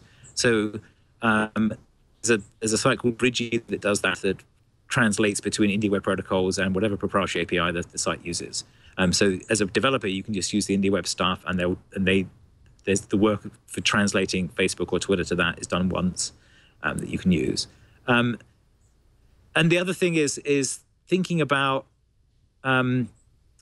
is learning from the user experience that these sites build and saying, oh, they've done something there that's interesting. There's something in Google Plus that's quite nice, something in Facebook that's quite nice, something in Twitter that's good. Can we learn from those and work on those in a new way? So, so the big fuss a couple of weeks ago was Twitter changing the star to a heart in the likes. I'm sure you talked about that on the show. And most people got upset. The heart didn't last very long, did it? Well, no, but the thing that struck me about that was that they missed a trick in that if you actually look at how people use Twitter, which is the classic way Twitter used to add features, people react to things by using emoji. And we have a vocabulary that is fairly large compared to heart or star because emoji exists. Yeah. And so if there's a thing called emojitracker.com, which if you go to that, it will show you all the emoji being used on Twitter in real time. Oh, that's neat. And the one that the most popular one is the one that they just added to the OED. You got to They actually do it so fast that they have to warn you if you're an epileptic that might be flashing at you. So if you're an epileptic, please don't watch this. Yep. Holy! So this is in real time. This is in real time. The thing. So if you notice the top left corner, there's almost 1 billion of the. Well, you know why. Laughing with tears in my eyes emoji. You know why? Because the Oxford English Dictionary declared it the word of the year. No, that's what I'm saying. It's been declared the word of the year, but it was the most popular one before that. Oh, really? They didn't get to 1 billion in the last week. Oh, interesting. They're not quite 1 billion. They're like 999. So maybe the OED or whatever it is that does this. Looking at this, yeah. Is looking at this. Face with tears of joy. So you can see that they're flowing by. And if you scroll down, you get less popular emoji. And there's a power law as usual. What's the least popular emoji? The customs officer. Clock face 8:30 is really down the list. but the least popular one is going through customs. The little blue guy opening your Little suitcase. blue guy opening your suitcase. Oh, this one. Nobody ever uses this guy. I think I used it yesterday. This is not exactly flashing. Yeah, they've had 28,000 of these in the history of the thing compared to 1 billion of the. Do they have the fire hose? No, probably not. So this isn't. They do. They seem to have the fire hose. Yeah. Yeah. Huh. So, but this is the fascinating thing for me is like if you actually look at this and you look at any of these, if you look at the hearts and the stars and the exploding heart's eyes and whatever all the other emoji reactions, people are using these continuously, and so my suggestion is if you miss the star on Twitter, what you should do is instead of hitting the heart button, you hit retweet. And when it says add a comment, and just add a comment that's an emoji star and post that. That gives you the ability to send a star, but it also means you can send them a newspaper or a turd or whatever else. Right. But it doesn't have the same. It doesn't save them as something that's been. Right, it doesn't have that added functionality. Yeah. Well, although no, it actually you could do a search, right? Twitter's search is not good at finding emoji. That is the slight drawback. What you're heading toward, Kevin, is emoji tags. Yes, no, exactly. I mean, if you know the way I wrote an essay on this, just put it in the thing. Oh, I will put it in the thing. But do you use Slack? I don't know if you guys use Slack. Love Slack. Yeah. So Slack has a very clever thing with emoji reactions. So you can respond to a post in Slack with an emoji. And it'll put it underneath, and if someone responds with different, it'll put it underneath, and the other people can just click on those to vote. So you can respond with 2 different emojis to say Slack is amazing. Star or heart. And so the thing they've done there is they've actually compressed the like star heart dichotomy, expanded that into could be any emoji, but also combine that with a voting mechanism that's better than Twitter's voting mechanism as well. That's awesome. So there's the pattern there is very, very smart and worth. Stuart needs to take Slack and take over Twitter, become the next Twitter. Yeah. So there was a post this week. Somebody was in some percent test at Twitter where the heart was replaced with a pop-up of a choice of emoji. Right. So they're clearly testing this somewhere, and it makes perfect sense. But what I hope is that they do it that takes advantage of this existing flood of emoji that people are using in the classic way that they did with hashtags and @. We're learning from what the users do, rather than adding a thing on top that isn't really part of it, the way they did with polls, where the polls don't even show up in the plain text.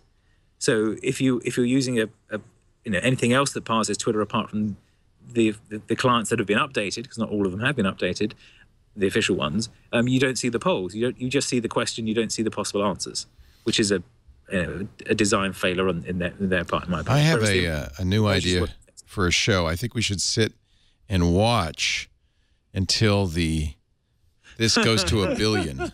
It's going to take a while. It might. It does as close as it looks. 997,302,124 crying face emojis. So we've got you'd have to time it a bit and work out. You can probably extrapolate when it's going to happen. But yes, there's 3 million more to go. Although it's going up fast.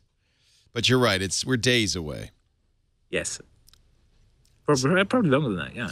Why is this card with a heart more popular than the heart? So it depends. They look the same on iOS, I think. It's those damn iOS users. There are two different hearts that look. So that one was supposed to be the suit and one was supposed to be the heart, Right. but they look the same on iOS. And there are some, if you actually add up the various hearts, there are lots more hearts, and actually the hearts do outrank stars. So you can say Twitter maybe was doing data on this, but these different hearts and stars and faces do have different nuances.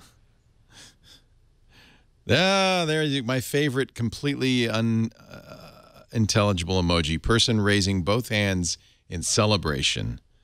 Yeah. 115,831,423 uses. Well, no, the 1-2 up from that, the thumbs up? hands together. No, the one above that. By the way, that's culturally, the thumbs up could mean a variety of different things. The hands together?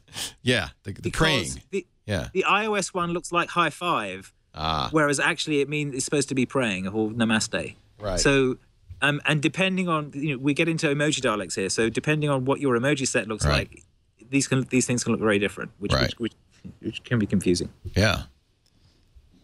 But The semiotics of emojis next Yes. on Twit.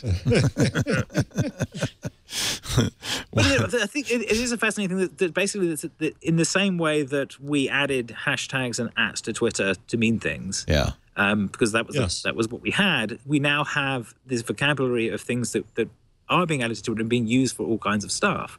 And making sense of that was interesting. The Instagram guys did a bunch of data stuff on this to try and work out.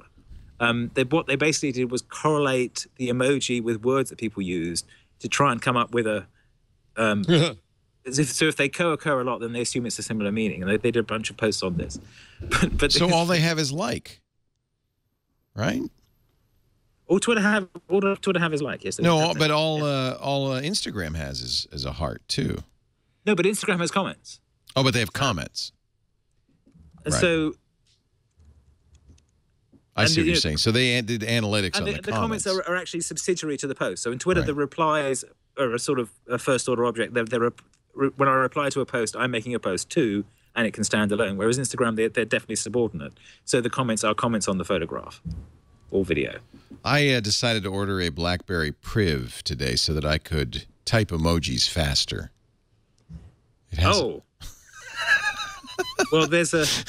I'm not sure the Priv makes you type faster, Leo. I'll just go ahead and refer you to last night's All About Android. Did you guys where have a Priv there? We had a typing contest. So we had 2 Privs. You did? And then I had Google Keyboard on my 6P. How did I miss this? This was and with Ron Jason? had SwiftKey. And we did a typing contest to Twitter. And neither Priv entered the finals. No kidding. Yeah. There's the SwiftKey is fast. Also, Priv is getting a lot of positive reviews all of a sudden. There's a secret option in SwiftKey. Well, not secret. There's a hidden option in SwiftKey. Yeah. That you can make it suggest emoji when you type words. Right. So, I got to turn that on. if you type train, it'll show you the train emoji. So, so turn that on. That makes them quicker. Well, I made a mistake. I ordered a Priv. I probably should have watched All About Android. I left just as you were starting. We need a Priv in the house. You know the camera's f1.2? F1.2? It's a really fast camera. Yeah. With a Schneider Kreutzer lens. So I just stuck the Instagram emoji meaning post in the chat as well, if we want to. There's an Instagram emoji for basically post? what they did was they did a bunch of data science where they looked at if you scroll down a bit, Yeah, I see they it. looked at the emoji and saw what words and hashtags came with them. And so what they found is that some of them are really obvious. So yeah, the crying, laughing was the most popular one there as well. And that clearly maps to various incoherent web expressions for laughing. So That's Edvard Munch's The Scream. Why are they calling that anything but The Scream? Well, the official name of it is something else. But isn't it The Scream? Yes. So if you scroll down a little bit from that, hang on. Yeah. Okay. Woo. Yeah. There's a middle word. I love so basically her. they're looking. Wow, this is really interesting. There's So quite they're a doing bit. very deep machine learning, and then they start doing translations. And so they say basically what are these emoji correlated with? So crying, laughing is correlated with LOL, LMAO, yeah. all the ROFL. various incoherent expressions of laughter. Right. Whereas eyes with hearts is clearly lechery, misspelt beautiful and gorgeous and so on. Yeah, what is the deal with that? Perf, hots, bay. Wow. Yeah, so this is the thing. So we're trying to kids, translate emoji to English, and actually translating emoji into sort of strange post-English internet nonsense. Yeah. So heart is XOXO with varying numbers of X's and O's. Right. And moi. And so on. And Boo Bear and Love You and Babe and moi. So in a sense, they are, non-verbal expressions of emotion. If they're actually correlating with these things, then that's, that makes sense. Yes. So You both know Jonathan Harris's "We Feel Fine." No. Yes. I don't. What is it? Brilliant. It's old now, but it was back before all this. In the days of blogs, Jonathan went and used the word "feel" and feeling. I'm feeling this. I'm feeling that, and did a brilliant. Oh, I remember that. Yeah. Yeah, graphic You visualization. could watch of it all in that, real and then a book. time. Yeah. Right, and then in a book of correlating to other words like this, but also age, time of year, time of day, and other things. Look at the regular expression for matching variants of XO, XO, OMG, moi, babe, bay, LOL, HAHA, and he. To make sure that you get all of the versions with multiple letters, repeated letters in it. That's an exercise. There's a lesson in grep right there. That's just fantastic. Yeah. Now this is I love this article. This is that's my kind of thing. But it was fascinating. So like we're trying to map emoji to English, and we don't actually have any English. We just have more gibberish. But we're trying really hard to run big data science on people. That is a tag cloud right there. The internet. An emoji tag cloud. Now, really, if they'd done it right, they would have made the emojis that are most popular bigger, right? Yes. I don't know what they're trying to accomplish here. They're trying to say this. They're trying to do a relaxation map of which ones co-occur. I see. So these all co-occur. Facial reactions together, and you get food together, and then you get clocks together, and so on. What an amazing! This is a great article. It's came out 4 years ago, October 2011. Instagram engineering blog. No, that's not when they wrote it. They wrote it more. There's more recent ones? This is like last year, I think. This is 2000. Oh, no, when they're saying in October. I see, you're right. This is only 6 months old. So they're saying Apple added the emoji keyboard to iOS in October 2011. And so that's when this all began. In fact, you could see the jump. Here's where the iOS keyboard added emojis. Here's when they launched on Android. And there weren't emojis there, so this is a percentage with the emojis. And then Android stock emoji keyboard. Then an Android keyboard. So your best emoji keyboard on Android is SwiftKey? I use SwiftKey for everything, but yeah, I like it in that it will, without setting, it'll suggest emoji for when I type words as well. Yeah, I like that. Yeah, but not like cry. Like you're just typing a word and it says, instead of using English, you could use an emoji. Yeah. Oh, I love that. Because I want to be like the kids. KIDZZZZ. Oh, should I use the beta? ZZZZ. Okay. What else do you want to talk about? This is fun. Oh, Ethereum. We were going to talk about Ethereum. Oh, actually, I want to talk about Instagram because I've just said nice things about them. I want to say nice things about them because they just announced they closed their API. They're shutting down their APIs. Yeah, which is annoying because they're pulling a Twitter. They're basically harming the third-party ecosystem that uses their read-only API. Yeah. So, and I've kind of got a dog in this fight, which was that I wrote a thing that made a web view for Instagram in 2012 before they had one, and mine was a sort of a joke where it gave you a Pinterest flavored view of Instagram, and that has stopped working recently. I need to go and renew the key, but it's exactly. If I read the list of things I don't want people doing, it's exactly this. So, come June, if you are doing, for instance, an Instagram gallery, it's bye-bye. They will allow apps, third-party apps that add, like their own apps that add frames or titles or things like that to Instagram images and then send it back to Instagram. They'll allow those. But they still won't let you post. I mean, you've never been able to post. Yeah, it's a read-only API, isn't it? Yeah.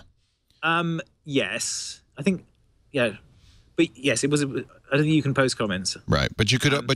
You could get the stream. Now it will only be your stream. You can only get your stream. That's the chief switch. Is you can't get anybody. So they're getting rid of the public. The two key things they're getting rid of are the stream of things that you're subscribed to. Right. You can't get that anymore. Right. And you won't get the public. You can search by tag and get public feeds by tag and by geolocation and so on. And they're taking those away as well. And they're doing this because there was a malicious third-party app that people signed up for was stealing their passwords. Well, that's their bad because they didn't use OAuth, right? Yeah. I mean, right. If they had used OAuth, these third-party apps wouldn't have access to it. The API has OAuth, so I'm not sure what that's about. Well, they should. The simple fix, if that's what you're worried about, is turning off any form of authentication except OAuth, right? Oh, I guess you can't do that because, you could. You can still scrape the website. Yeah.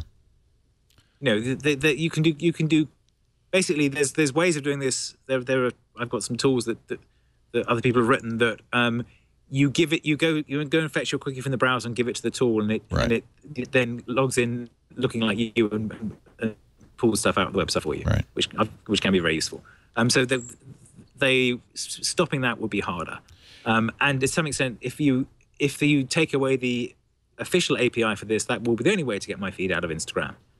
So they're going to actually encourage more people to do those kinds of hacks. So there's a bad trade-off there, I think. But come June of next year, you will see the apps I've been using. Because, for instance, there's no Instagram iPad app. So I've been using a really excellent program called Retrogram that lets me view my Instagram feed on an iPad in a very nice way. That's going to be broken. That won't work.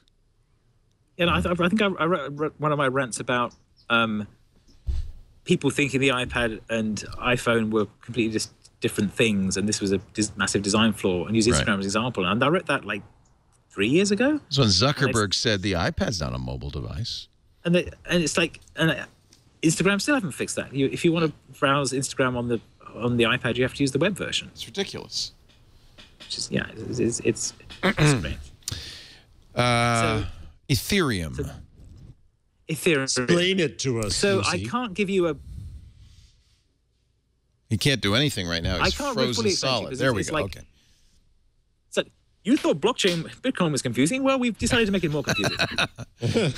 So let me see if I can, in a layman's form, describe what's going on here. The kind of one of the central keys of making Bitcoin work was this ability to have a decentralized authentication system, right? Yes. I mean, basically, it's a public-private key system. So it's like PGP. To use Bitcoin, you have to have a public-private key pair. So if you're using a Bitcoin client, you generated one of those. And to give people money in their Bitcoin wallet, you need their public key. To access your own Bitcoin wallet, you need your private key. Yes. That's sensible. Anybody who's used PGP or any other form of encryption understands that. Right. So, but if you use Bitcoin, so that's if you use an actual Bitcoin client, but there are proxies that let you use Bitcoin, which is where people have lost most of their money on Bitcoin, because there are things that's complicated. We'll give you a website that lets you buy Bitcoin and we'll store it handily on our servers for you, and you won't have to worry about this. And then it all vanishes overnight somewhere, and the price of Bitcoin crashes for a couple of days. Yeah. But that's not really blockchain, so because blockchain is more than just that, right? Well, so the point of the blockchain, this is how short I can get the description of the blockchain. So the blockchain is a register of who has which Bitcoins. Aha. It's a decentralized central bank. Well, it's kind of decentralized. Transaction log. It's basically every Bitcoin client has a copy of the entire chain. And when you want to do a transaction with Bitcoin, you send your transaction in, sign with your private key saying, I want to transact this, and feed that into the system. The miners then construct a block of transactions put together, and then they do the math brute force nonsense to generate the signature to say, this is the new block, and they're competing to do that. So in parallel, there are millions of variations on a theme being generated that contain some of these transactions. When someone actually solves the puzzle and gets enough zeros in the hash, then they say, here's a block. You can build on top of that. And as that percolates through the system, eventually everyone will start building on that block. And each block has to like contain a hash of the previous blocks. So therefore, it is all hashed back to the beginning. So each one is provably in sequence after those. But the actual sequence is speculative until this is locked down. The miners are fighting over that.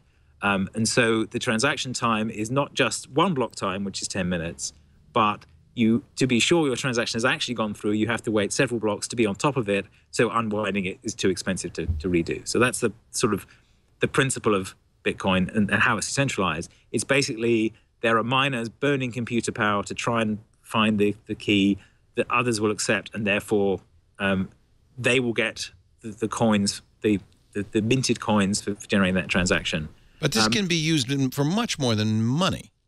And it also means that everyone who is using Bitcoin directly has to have a copy of the entire blockchain. Which is not good, because how big is that?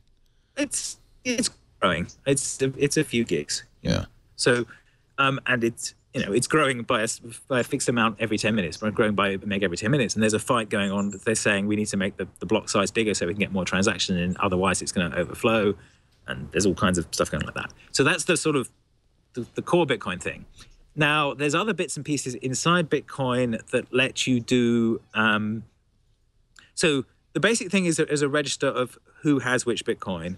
But you can also put some information in those blocks as well. So people said, oh, we can use this as a public database that everyone shares that stores this information. It's like, well, you can, but you're requiring every user to store that information. So if you start uploading stuff into that, that's going to be annoying. It's not very efficient. And you're basically using space for that data that could be used for other transactions. So you're, in some ways, effectively undermining the system and costing people money there. And so there are these various sidechains ideas that what they put into the blockchain is a sort of marker for the state of this other database that's out there. So it can be verified by the blockchain that thing has been updated, but it's updated by a different mechanism. So I think it follows. I haven't poked into it in great depth, and part of its goal is to let you have programmable transactions in it, so you can set things up that will trade under certain rules. So you can build your own rule-based things in it. I have not played with this enough to understand it, because it's like a bunch of extra work you have to do this. And the challenge it has is the same as the challenge of Bitcoin, is that is mostly a user experience problem, which is actually using these things is annoying and fiddly and hard. And when you try and simplify it, because it's trying to do these complicated crypto things, and when you try and simplify that for normal people, then you have to leave those stages out, and then they're not actually getting the security that they thought they were. And that's been the continuous battle with Bitcoin and blockchain ongoing. So I spent a chunk of time understanding this last year, and I haven't spent as much time on it this year. So things will have changed since I did that. But my reaction to it this is actually has a bunch of awkward failure modes that make it unlikely to do well. One of which is it is actually very hard to use, and it's intrinsically hard to use. It's very hard to build an alternative to Bitcoin, because the miners exist in the Bitcoin realm. They have rooms full of machines that can brute force hashes. So you can't build a separate blockchain using the same model, because they will brute force you instantly and take over your blockchain, because the amount of compute power needed for the Bitcoin blockchain is now so high that any other one you do can be swamped instantly by it, unless you end up using some different math that they can't accelerate yet. But then you'll basically get into that arms race. The other thing is that so there's a lack of decentralization there, in that it is centralized by the cartels of people who have rooms full of hash cracking machines. The other centralization point is that it's they need to be running the same code, or very close to the same code, to actually interoperate and have this make sense. So the politics of changing that code has been complicated, and that's where the fight over block size has been going on. So there, what you see is effectively different contributors to an open source project arguing over the direction of that project, and that sort of reveals again that there's a small number of people who decide in the direction of this. Thank you. So someone in the chat has given us a nice one-sentence summary of what Ethereum actually is. Should I read that? Jam says, you read that while I have a cup of tea. Ethereum is a combination of blockchain database, decentralized storage with incentives for storage providers, decentralized massaging with incentives, and smart contracts to program business logic. It is a decentralized finance system on AWS. Meanwhile, T-Mobile's writing a manual on how to F up the internet. I love this. Thank you for writing this article in The Verge, TC Sadek, because I think we, mentioned this, and a lot of people celebrated T-Mobile's announcement of Binge On. This is the ability to watch as much video as you want on some selected networks without going against your bandwidth cap. That includes, of course, Netflix, HBO Go, ESPN, Showtime, but not YouTube. And as TC points out, this isn't exactly what people were worried about without net neutrality, is that incumbents like T-Mobile would get to decide who has a free and fast lane to you and who doesn't. And we talked about this at length on Twit on Sunday with Jeff, so I won't go over this again too much. We've got to apply and see if they would let us in. I guess that would reassure me a little bit. I worry a little more about the next Netflix and how they're going to fare, because, of course, if you've got free bandwidth on Netflix, why would you look at the next Netflix?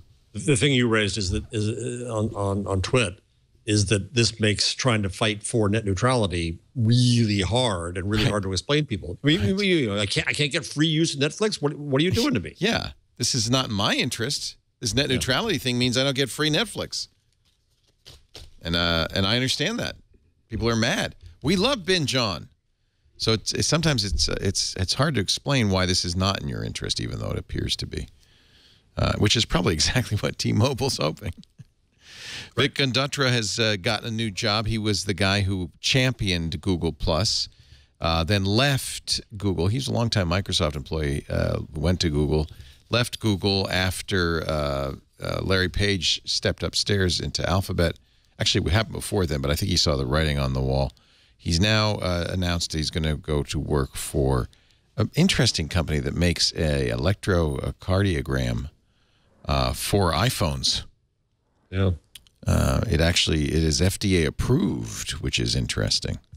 So it's a smartphone connected heart monitor from a company called AliveCore. And he'll be the new CEO there. A bunch of shorties. Here's some really good news. Amazon has announced two-step verification. I don't know why it took them so long. I didn't see that. But you know, we've always advocated that if a company offers two-step, to use it. Google does, of course. So does Facebook. So does Twitter. Amazon kind of late to the party, but better late than never. It would. I'll have to set. I haven't set it up. I'm going to turn it on, but and I don't want to do that on screen because it might give away some of my personal information. But it will require you to enter a unique security code in addition to your password. You go to your account. I guess I can show you. You can use like Authy against all these, right? Yeah, Authy or Google Authenticator. They specifically mentioned Google Authenticator. But if it's a Google Authenticator, that means Authy will work too, because that's a standard for authentication. Go to your account, change account settings, edit, advanced security settings, and get started. Good. You can add a backup phone number, which I think is a good idea, so that they can text you security codes. You can also use an authenticator app if you wish. Now, for you guys, do you use mobile bank apps, and do any of them use two-step? Oh, yeah. They do? Oh, yeah, all of them. All of them that I've used do. I use USAA, Chase, and Bank of America, and all of them have fairly sophisticated authentication. Or that. I don't tend to use them. So. You don't use them? Oh, yeah. My wife handles all that. Oh, aren't you lucky? Aren't you lucky? You have a CEO. I have a wife as well, and she handles she pays the bills and all that, because she knows if she left it in my hands, exactly, it'd be the end of the world. It was almost. Can't tell you how many times the power was turned off, the water was turned off. Oh, I think I forgot to pay that. Netflix is launching an open source project ready for Amazon Google Clouds. Additional deployment support for Microsoft Azure actively underway. It's called Spinnaker, and I guess it's a replacement for Netflix Asgard, which they use to manage AWS resources. Don't know if you'll be able to use it, but if you want it, it's on GitHub.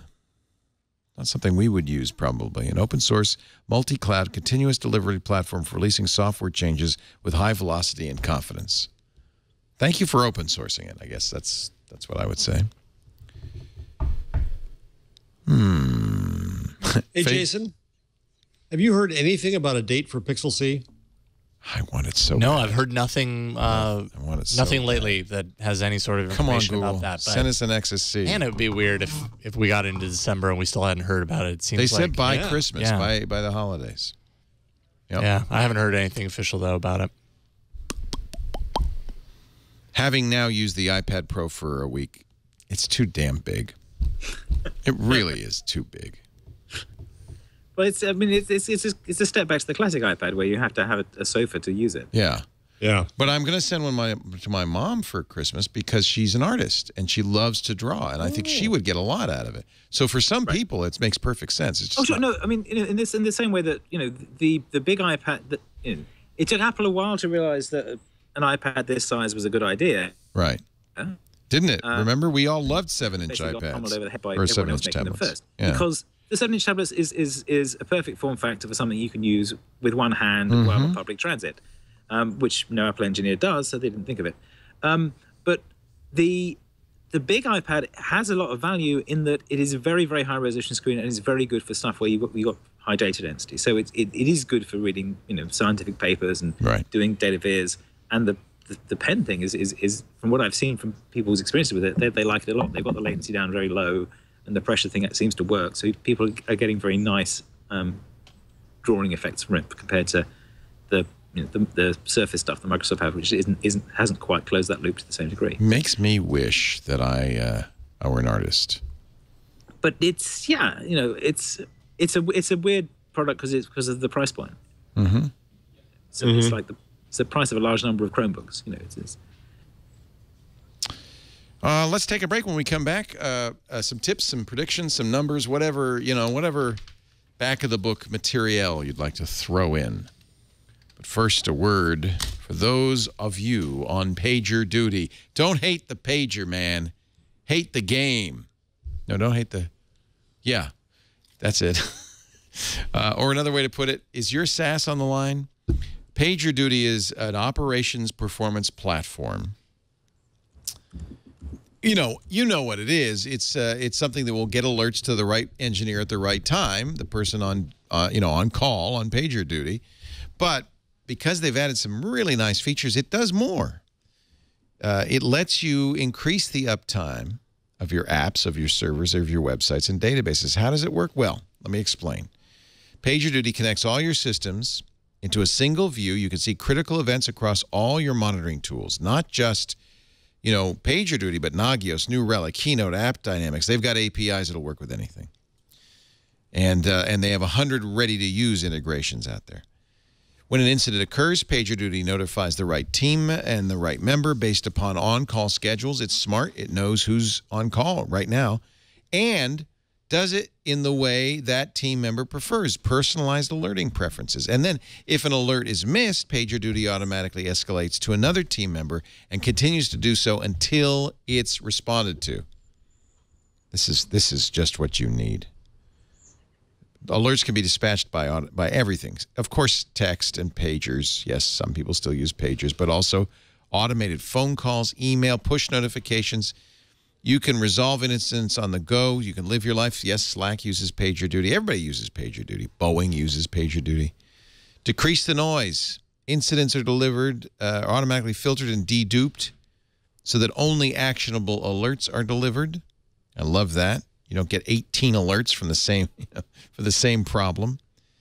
And now here's where it can help you improve your performance. They have analytic tools that will identify common problems so you can proactively make system improvements and prevent future outages. So if you're on PagerDuty, you want the boss to get this. It'll mean you get fewer calls, fewer alerts.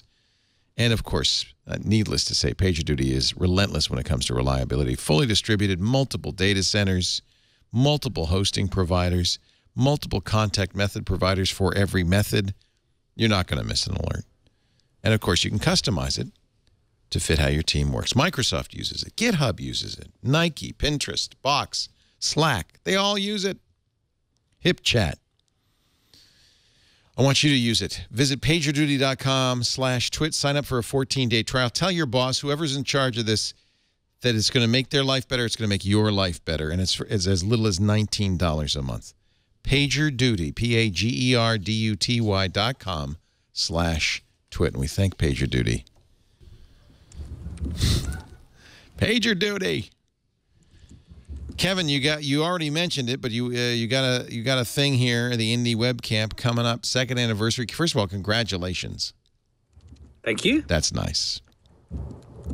Anything else you want to plug away at? You're always full of wonderful stuff. I was thinking about that. So I'm trying to think what else. What else do you like and use? I've been using your Insta Weather watch face. I love that. Sorry. Yeah, we have a little. It is good, isn't it? Yeah. It's been really useful recently because we've had these like sudden bursts of rain. I was looking at my watch going, oh right, I need to I paid take the for umbrellas down. There's rain coming tomorrow. Yeah, I gave him some money. I thought this was great. Well, I mean, one of the things we're working on with IndieWeb at the moment is, I was saying, be able to do stuff on your own site, be able to translate it to and from the other sites. What often ends up with that is we end up moving things between sites that they can't do themselves. Right. So one example of that is Own Your Gram, which is. I know. I'm so sad. Well, no, I don't think is that he going to be hurt by this? I don't think Own Your Gram, which actually is ownyourgram.com, is you sign in with your Instagram account. Then when you take a photograph, it will post it to your own blog. Right. So you have it. And I've been using this on my known site. They work on Known, and you can make it work with others using Silo.pub, which is a bridge that will translate IndieWeb into Blogger and Tumblr and so on. But the other thing that by combining these two things, by using Own Your Gram and then using Silo.pub with Twitter, you can get it to post. You can get your Instagrams to post as Twitter as photographs, which is something that they don't do because they're fighting with each other. But by translating back and forth through IndieWeb, we can bridge that through. And so the next thing that we're looking at in the moving photographs between sites, we showed you the Swap Zero demo a while back, where we had the ability to tag people on your own website and other people discover it on their own websites and work through that. We're now working on combining that model of tagging people in photographs with the Silo websites. So the ability to tag somebody on my website and have that propagate to Facebook or to Instagram, and then potentially to bridge these kinds of person tagging photographs between the sites as well. So that's actively being hacked on at the moment in the IndieWeb group. I think we may have some of that working tonight at Homebrew, and we should have demos of that by IndieWeb Camp in December. And the point of this is continuing this process of what are the things we're trying to do? How do we do them for ourselves in the simplest way possible? And then how do we bridge those back and forth between the places that our friends are already? And we've seen that with the, with Known is a great example of this. Known posting to Twitter is very transparent, and the replies come back to you, so you can sit there and post back and forth. The other one is the Indie Reader Woodwind that I use.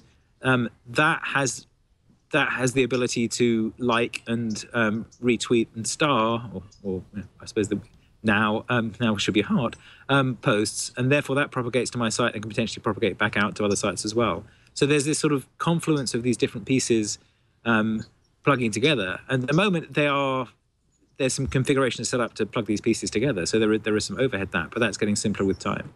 So there is a lot going on with that, and it's worth looking at it.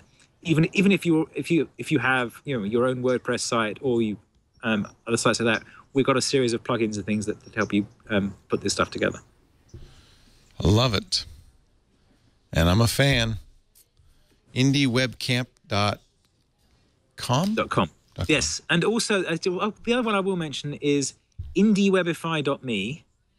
And what that one does is it walks you through, if you've got your own site, marking it up so that more web stuff on your site can interoperate with the IndieWeb stuff. So it walks you through the different pieces of marking your site up so you can log in, adding the ability to be to mark your posts up so they show up as replies and so on. And there's basically it. Oh, this is nice. Your URLs in, and it says, "Here's you've got this thing, you haven't got this thing, you've got this thing, you haven't got this thing." If you put Known in it, it'll say, "Oh, you've got all these things." Right. If you put WordPress in, it'll say, "You've got some of this, but here's the things you could change to improve this," and so on. So it's sort of incrementally way of like helping you test out these pieces as we add them.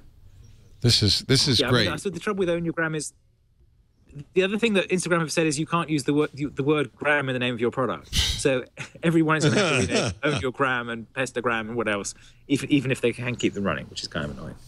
Yeah. Look at that. I'm not getting your feed. Oh, I pulled it out by accident. So this is something that IndieWeb really needed, which was just kind of like a tester. Yes. And I really like this. And then just a place to find out how to do these various things, the rel.me and all of that stuff. This is great. So this site was actually built a couple of years ago, but it's just been updated recently, and now it's more people can edit it. So we'll hopefully be making this better over time. I love it. IndieWebify.me. I have a couple of things. You probably saw that.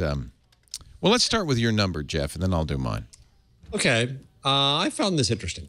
Yeah. A Forbes staffer said that out of the 500 companies in the S&P 500, 5 companies have collective returns that account for more than the entire return of the index year to date. Wow.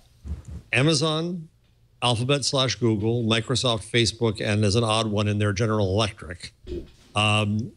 Without them, the S&P would be down 2.2% this year. Instead, it's virtually flat at Interesting. 0.1%. Interesting. And that's how important those stocks are to our perception of how the economy is doing. Very interesting. I found that interesting. Yeah. I have a number, too. Do you mind if I step on your number? Please do. I'm done now with my numbers. So they're all free for grabbing. I have a number, $12,667,612,066. That is the value of asset forfeiture recoveries by U.S. authorities from 1989 to 2010, and they've been going up 19.5% a year. This is the civil asset forfeiture law that allows law enforcement to confiscate assets even without an arrest or criminal charge. And I don't know, remember The Good Wife where there was a guy patrolling a particular corridor of road because drug dealers were often driving. He didn't patrol the southbound or the northbound, just the southbound. This northbound was the drug dealers coming back with the drugs. The southbound was them driving down to get the drugs, and they had all their cash. And so he made sure he made those arrests and took the cash. It is a huge source of profit for police departments. In 2008, law enforcement took $1.5 billion. In 2014, $4.5 billion. But get this, and this is the headline.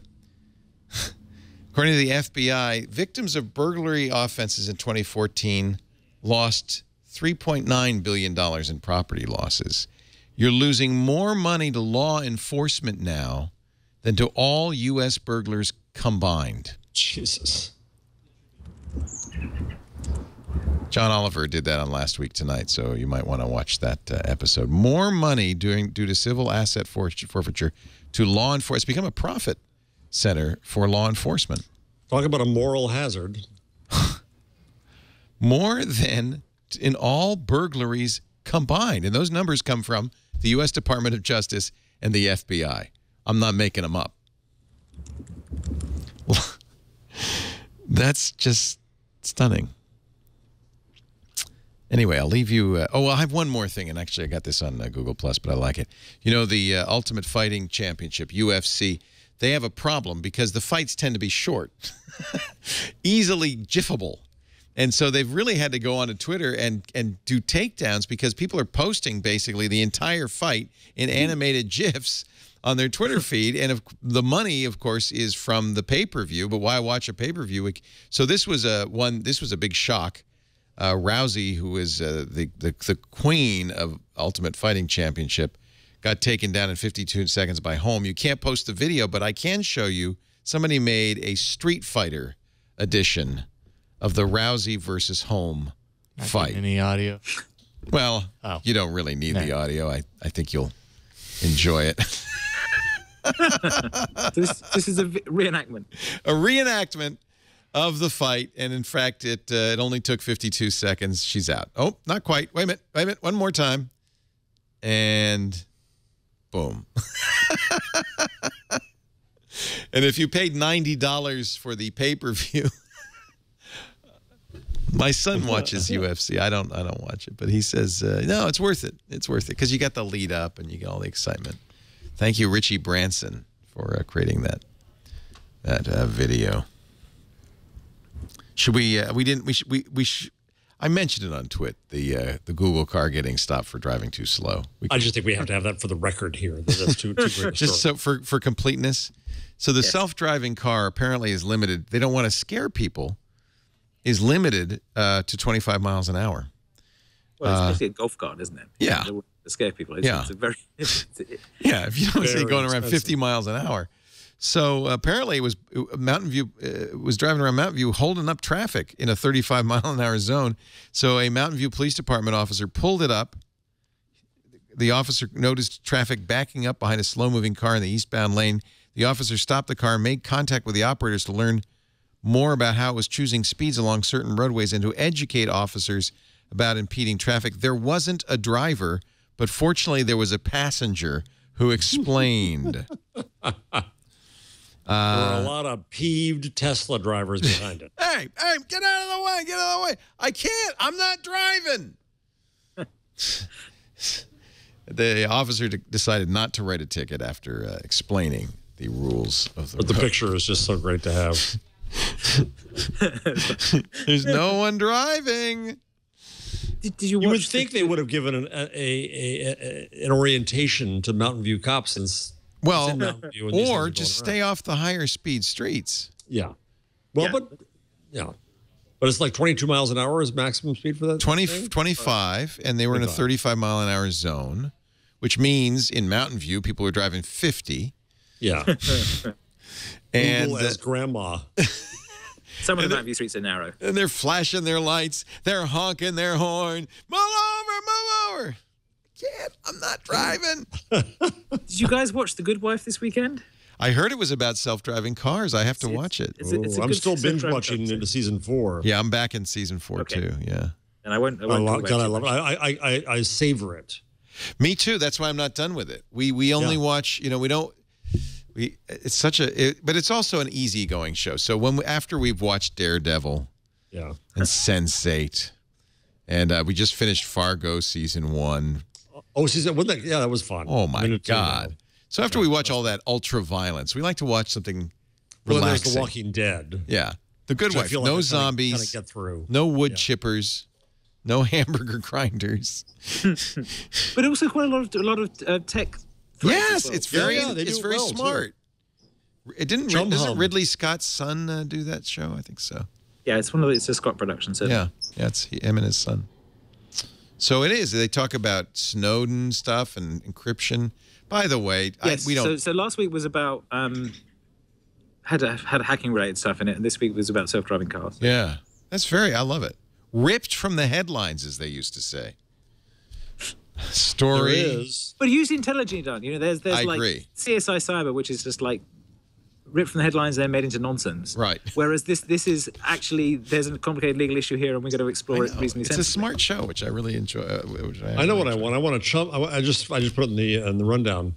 A Chum Hum T-shirt for Christmas. That's what I want. Chum Hum is the Facebook clone that is prominent. Oh, Facebook or Google, or I'm not sure. It's kind of it's their generic large tech company. Right. It's the client of one of them. Yeah. A Chum Hum T-shirt. This week in Chum Hum. I wouldn't mind a Hooli T-shirt. I got one. Oh, nice.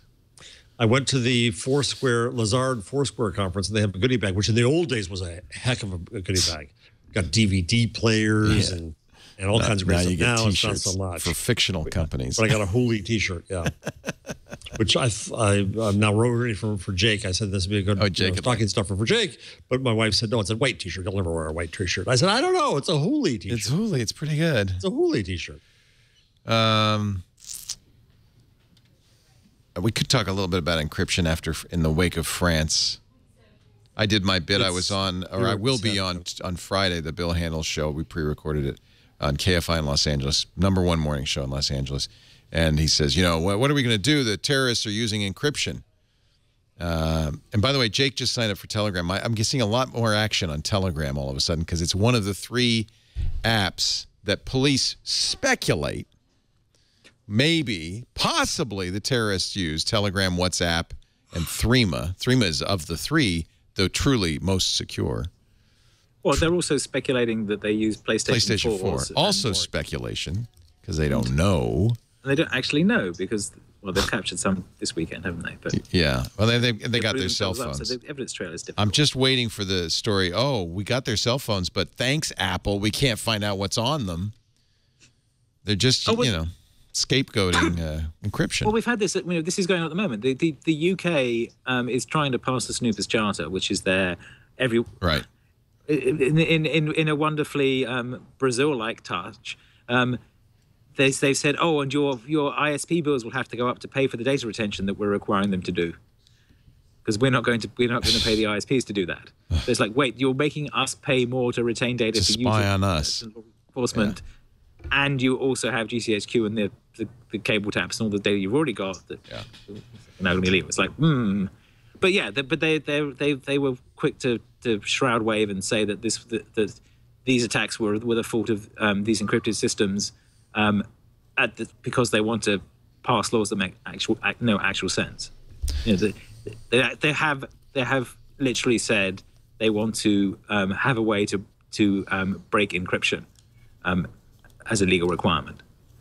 And incidentally, this story just breaking on The Intercept from Dan Frumkin, signs point to unencrypted communications between terrorist suspects. Now we're going to have to ban unencrypted communications. That's the real. What's really going on is, we didn't do anything about it, and we need something to blame quick. I'm afraid some of our presidential candidates will allow Christians to have encrypted conversation. Only Christians can have encrypted conversations. Well, the thing is, it's like there are lots of ways to have secret conversations. Where they're like being in the same room without microphones in it. Right. What are we going to do about that? There's book key ciphers. Right. Just steganography and on. I'm waiting for the terrorists planned the attack with emojis.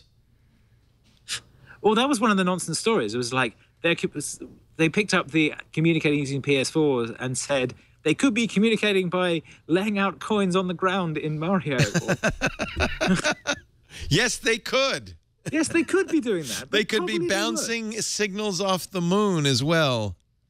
It's like, okay, There is an official Chum Hum T-shirt, by the way, available at the CBS store. It's not as good as the unofficial. Adams from 28. Say again? So Douglas Adams, I should get the exact quote so that I introduce him. But basically, he said, "There's all this fuss and worry that broadcasters say." He said this crime was planned over the internet, and they said in such a way as if it's a scary thing. Planned on the internet.